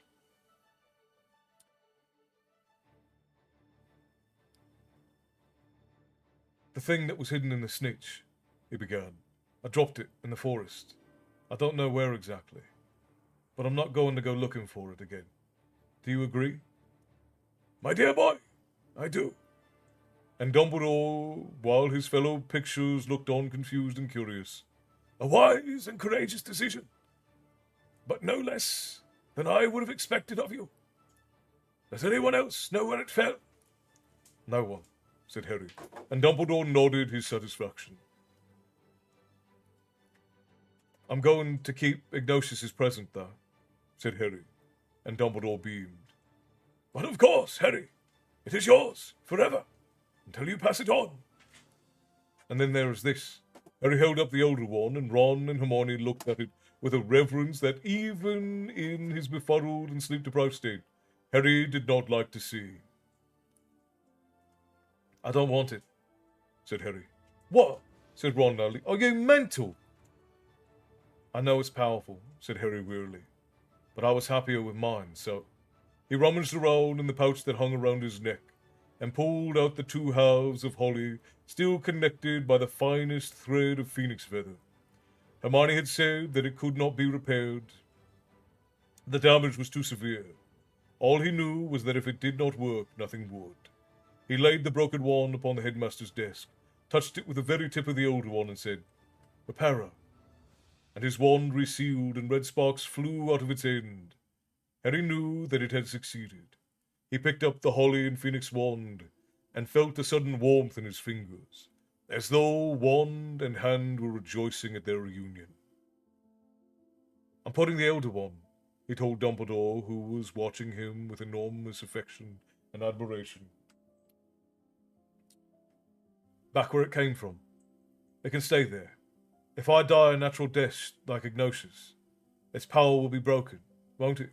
The previous master will never have been defeated. That'll be the end of it. Dumbledore nodded, and they smiled at each other. Are you sure? Said Ron. There was the faintest trace of longing in his voice as he looked at the elder one. I think Harry's right, said Hermione quietly. The wand's more trouble than it's worth, said Harry. And quite honestly, he turned away from the painted portraits, thinking now only of the four-poster bed lying waiting for him in Gryffindor Tower, and wondering whether a creature might bring him a sandwich there. I've had enough trouble for a lifetime. And so ends chapter 36 of Harry Potter and the Deathly Hallows. Now, friends,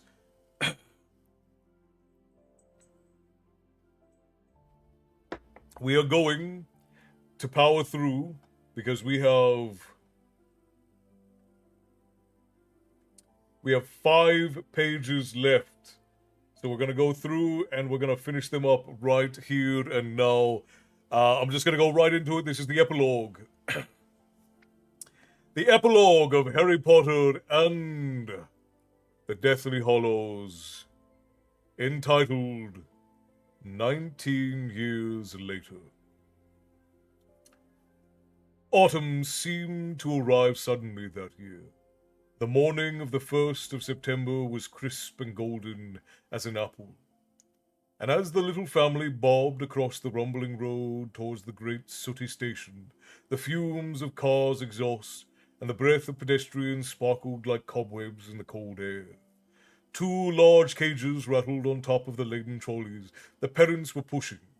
The owls inside them hooted indignantly. The red-haired girl trailed tearfully behind her brothers, clutching her father's arm. It won't be too long, And you'll be going too, Harry told her. 2 years. Sniffed Lily. Want to go now. The commuters stared curiously at the owls as the family wove its way toward the barrier between platforms 9 and 10. Albus's voice drifted back, and Harry over the surrounding clamour. His sons had resumed their argument that was starting in the car. I won't be in Slytherin. James, give it a rest, said Ginny.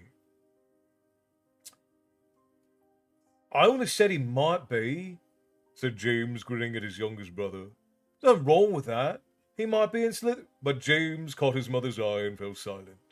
The 5 Potters approached the barrier. With slightly cocky look over his shoulder at his younger brother, James took the trolley from his mother and broke into a run. A moment later, he had vanished. You'll write me, won't you? Albus asked his parents immediately, capitalizing on the momentary absence of his brother. Every day if you want us to, said Ginny. Not every day, said Albus quickly. James says most people only get letters about once a month. We wrote James 3 times a week last year, said Ginny. And you don't want to believe everything he tells you about Hogwarts, Harry put in. He likes a laugh, your brother. Side by side, they pushed the second trolley forward, gathering speed.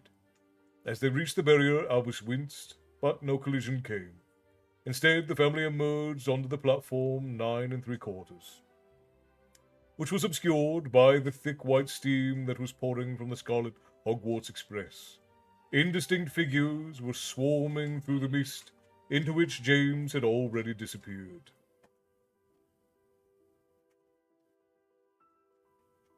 Where are they?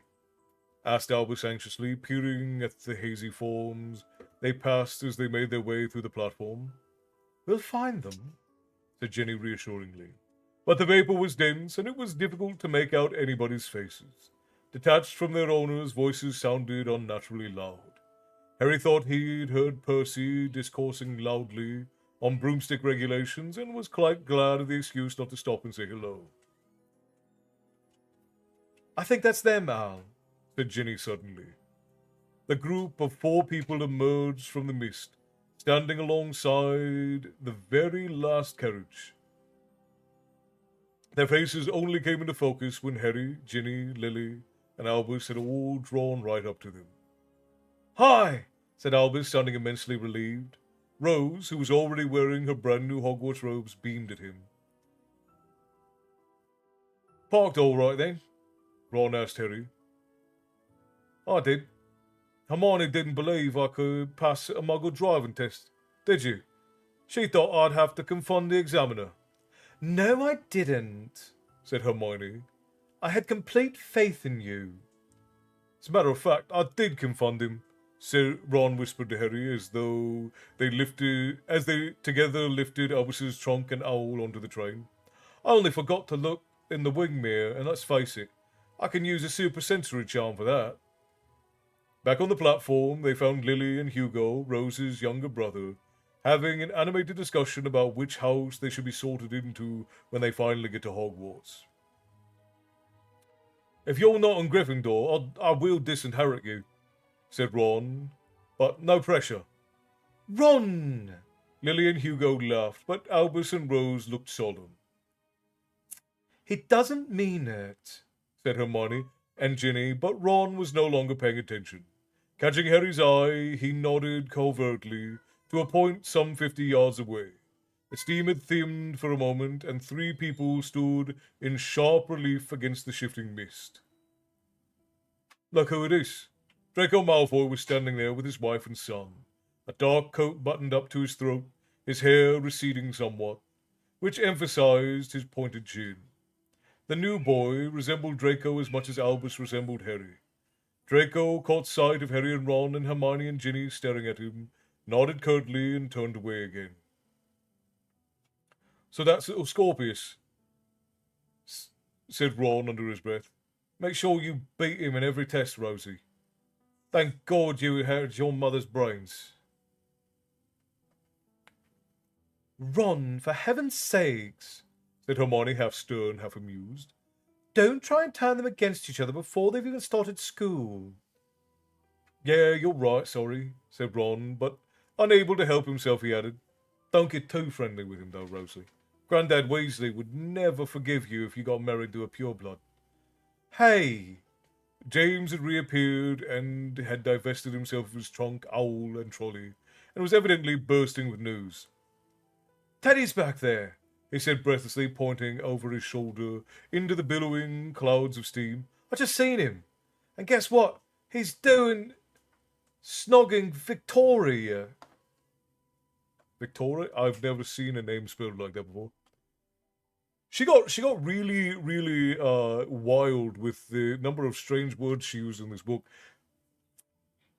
I guess she felt like the pressure to make it feel more complex. I don't know. He gazed up at the adults, evidently disappointed by the lack of reaction. Oh, Teddy Lupin, snogging our Victoria, our cousin. And I asked Teddy what he was doing. You interrupted them, said Ginny. You're so like Ron. And he said he'd come see her off, and then he told me to go away. He's snogging her. James added, as though he was worried he hadn't made himself clear. Oh, it would be lovely if they got married, said Lily ecstatically. Teddy would really be a part of a family then. He already comes round for dinner 4 times a week, said Harry. Why don't you just invite him to live with us and have done with it? Yeah, said James enthusiastically. I don't mind sharing with Al. Teddy could have my room. No, said Harry firmly. You and Al will share a room only when I want the house demolished. He checked the battered old watch that had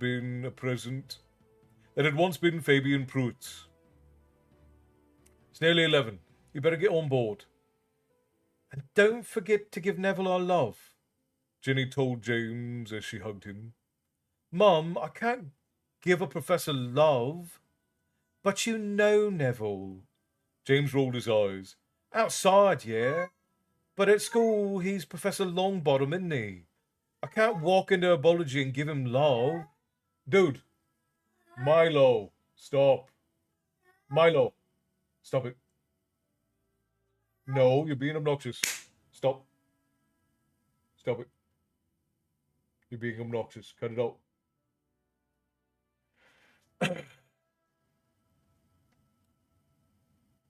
See you later, Al. Watch out for the Thestrals. I thought they were invisible. You said they were invisible. But James merely laughed, permitted his mother to kiss him, gave his father a fleeting hug, and then leapt on to the rapidly filling train. They saw him wave, then sprint up the corridor to find his friends. Thestrals are nothing to worry about, Harry told Albus. They're gentle things. There's nothing scary about them. Anyway, you won't be going up to school in the carriages. You'll be going in the boats. Ginny kissed Albus goodbye. See you at Christmas. Bye, Al, said Harry as his son hugged him. Don't forget, Hagrid's invited you to tea next Friday. Don't mess with Peeves. Don't duel anyone till you've learned how. And don't let James wind you up. What if I'm a Slytherin? The whisper was for his father alone, and Harry knew that only the moment of departure could force Albus to reveal how great and sincere his fear was. Harry crouched down so that Albus's face was slightly above his own. Alone of Harry's 3 children, Albus had inherited Lily's eyes.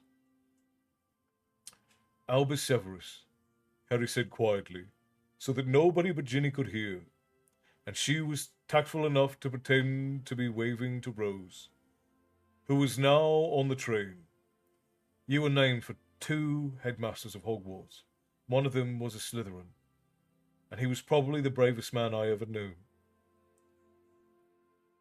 But just say, and then Slytherin House will have gained an excellent student, won't it? Doesn't matter to us, Al. But if it matters to you, then you'll be able to choose Gryffindor over Slytherin.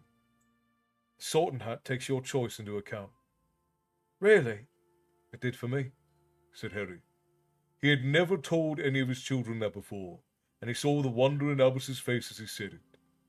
But now the doors were slamming along the scarlet train, and the blurred outlines of parents were swarming forward for final kisses, last-minute reminders. Albus jumped into the carriage, and Ginny closed the door behind him. Students were hanging out from the windows nearest them. A great number of faces, both on the train and off, seemed to be turned toward Harry. "Why are they all staring?" demanded Albus as he and Rose craned around to look at the other students. "Don't let it worry you," said Ron. "It's me. I'm extremely famous." Albus, Rose, Hugo, and Lily laughed. The train began to move, and Harry walked alongside it, watching his son's thin face already ablaze with excitement. Harry kept smiling and waving, even though it was like a little bereavement, watching his son glide away from him. The last trace of steam evaporated into the autumn air. The train rounded the corner, and Harry's hand was still raised in farewell. "He'll be all right," murmured Ginny. As Harry looked at her, he lowered his hand absent-mindedly and touched the lightning scar on his forehead. "I know he will." The scar had not pained Harry for 19 years. All was well. And so ends the 7th book of the Harry Potter series and the ultimate climax of the tale. Oh boy! 3.5 hours of reading later. And we have the end of Harry Potter and the Deathly Hallows, my friends. It has been an amazing 7 books. Thank you, Castle, for sharing it with us. Your amazing effort. Thank you all for joining me. Milo being a pain sounds like sometimes if he's not being given attention, like he doesn't like attention, but if he's not being given attention, he'll just like be obnoxious to try and get it. Oh, good Lord, Bear, thank you for the bits, my friends. I hope you enjoy your mead there. Hannah, thank you for becoming a supporter over on the Facebook portal. I appreciate you all for all of your contributions. Bear, Jaeger, huzzah, my friends. Thank you all for being here with us. Thank you for reading. Good night, everyone. Voicing and putting your ultimate love and creativity into these books has been so cherished and loved by us all. I'm glad that you have enjoyed, Ashley. And now you all know what this means! It is time for the readathon. We are going to take a week to do very light things. And then, what a cheater, Castle. Did I cheat? Oh, chapter. What a chapter. That makes more sense. Good night, Hannah. Good night. Friends, we will be doing the second part of the film over in the guild, over in the Discord. I'm going to go over, we'll say 15 minutes, the movie's going to start. I'm going to be doing a very late night movie over in the Discord. We're going to do part 2 of Harry Potter and the Deathly Hallows to see how the film stacks up against the book. I will presume not very. But I want to thank you all for joining me for this journey. The readathon will be coming next week, and I'm going to put up a poll tomorrow to be sure what we are reading, and then it will be on all of the calendars. It'll be on the Facebook calendar, it'll be on the TikTok calendar, it'll be on everything. And we will be doing, most likely, The Hobbit, and then we will be doing, very likely, The Lord of the Rings, with some interludes from the Unfinished Tales and the Silmarillion in between. It should be a grand old time. I remember you weren't too keen on reading the entire series, but thank you for doing it anyways. I was not keen on reading the entire series, but I'm glad we did it. I'm glad that we all went through it together and that we had a good old time with it. I can't imagine it being any other way. Good night, friend. What do you think of Snape? I think that Snape is still a twat, but I think that he at least stood on principle. I think that he's still a nasty character, but I think he stood on principle, and I respect that. Castle, Hannah was having trouble getting into the Discord. I tried to help, but it didn't work. All right, Hannah, just shoot me a message, and I'll help you get in as soon as I am off here. If we are over on the Twitch portal, we're going to raid out to show some love for friends. Yeah, asshole, precisely that, nobody. Precisely that. That is how I would describe it. Castle, Victoire, it's French. Oh, that's the name of the character. Thank you, Matty. I will never read that again, so I don't need to know that, but I appreciate you letting me know. 40K, thank you so much to everybody who liked and shared while my head was down. I appreciate you. She's over on TikTok, Diego. Bravest man Harry ever knew. That line still. Yeah, I think that that's a little bit of an exaggeration on her part. I think that that wasn't particularly well put together, but I mean, it's all right. It was the end. It was the prologue. The prologues are usually not good. I've rarely read a good prologue. This one was okay. This one was decent. But all right, my friends, this is where we are going to end for the evening. If you're on the Twitch portal, we're going to raid out to show the love. But if you would like to join us for a movie in the next 10 minutes or so, we're going to be starting part 2 over in the Discord, the guild. Thank you all. Ashley, thank you for the hand hearts. Thank you to everyone who tipped the Tavern Keeper this evening, and to everyone who liked and shared and joined us. I appreciate you all for all that you do. Thank you kindly, and while it is sad that we must part after such a long journey together, we will again gather when you all seek a story. Don't forget to join the guild if you're not in it, because we're going to be voting on the next book that we read together. We're going to be having a week-long readathon, which will very likely be the Tolkien collection, and then we will start a brand new book afterward, which I think that Aragon is going to be the winning book. We will have to see. But until the next time that I see you, my friends, I will bid you all stay bloodthirsty, and I will see you next time. Have a good night. Rest well.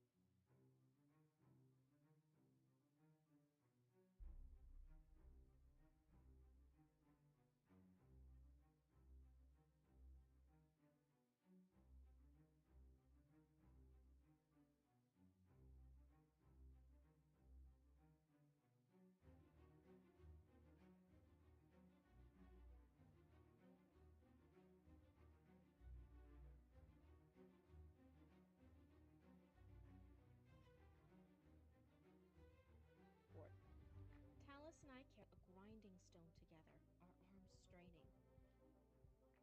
He can't seriously expect us to use this on the bark, can he? I ask. Oh, that was not the right voice for a nod. Hold on, hold on.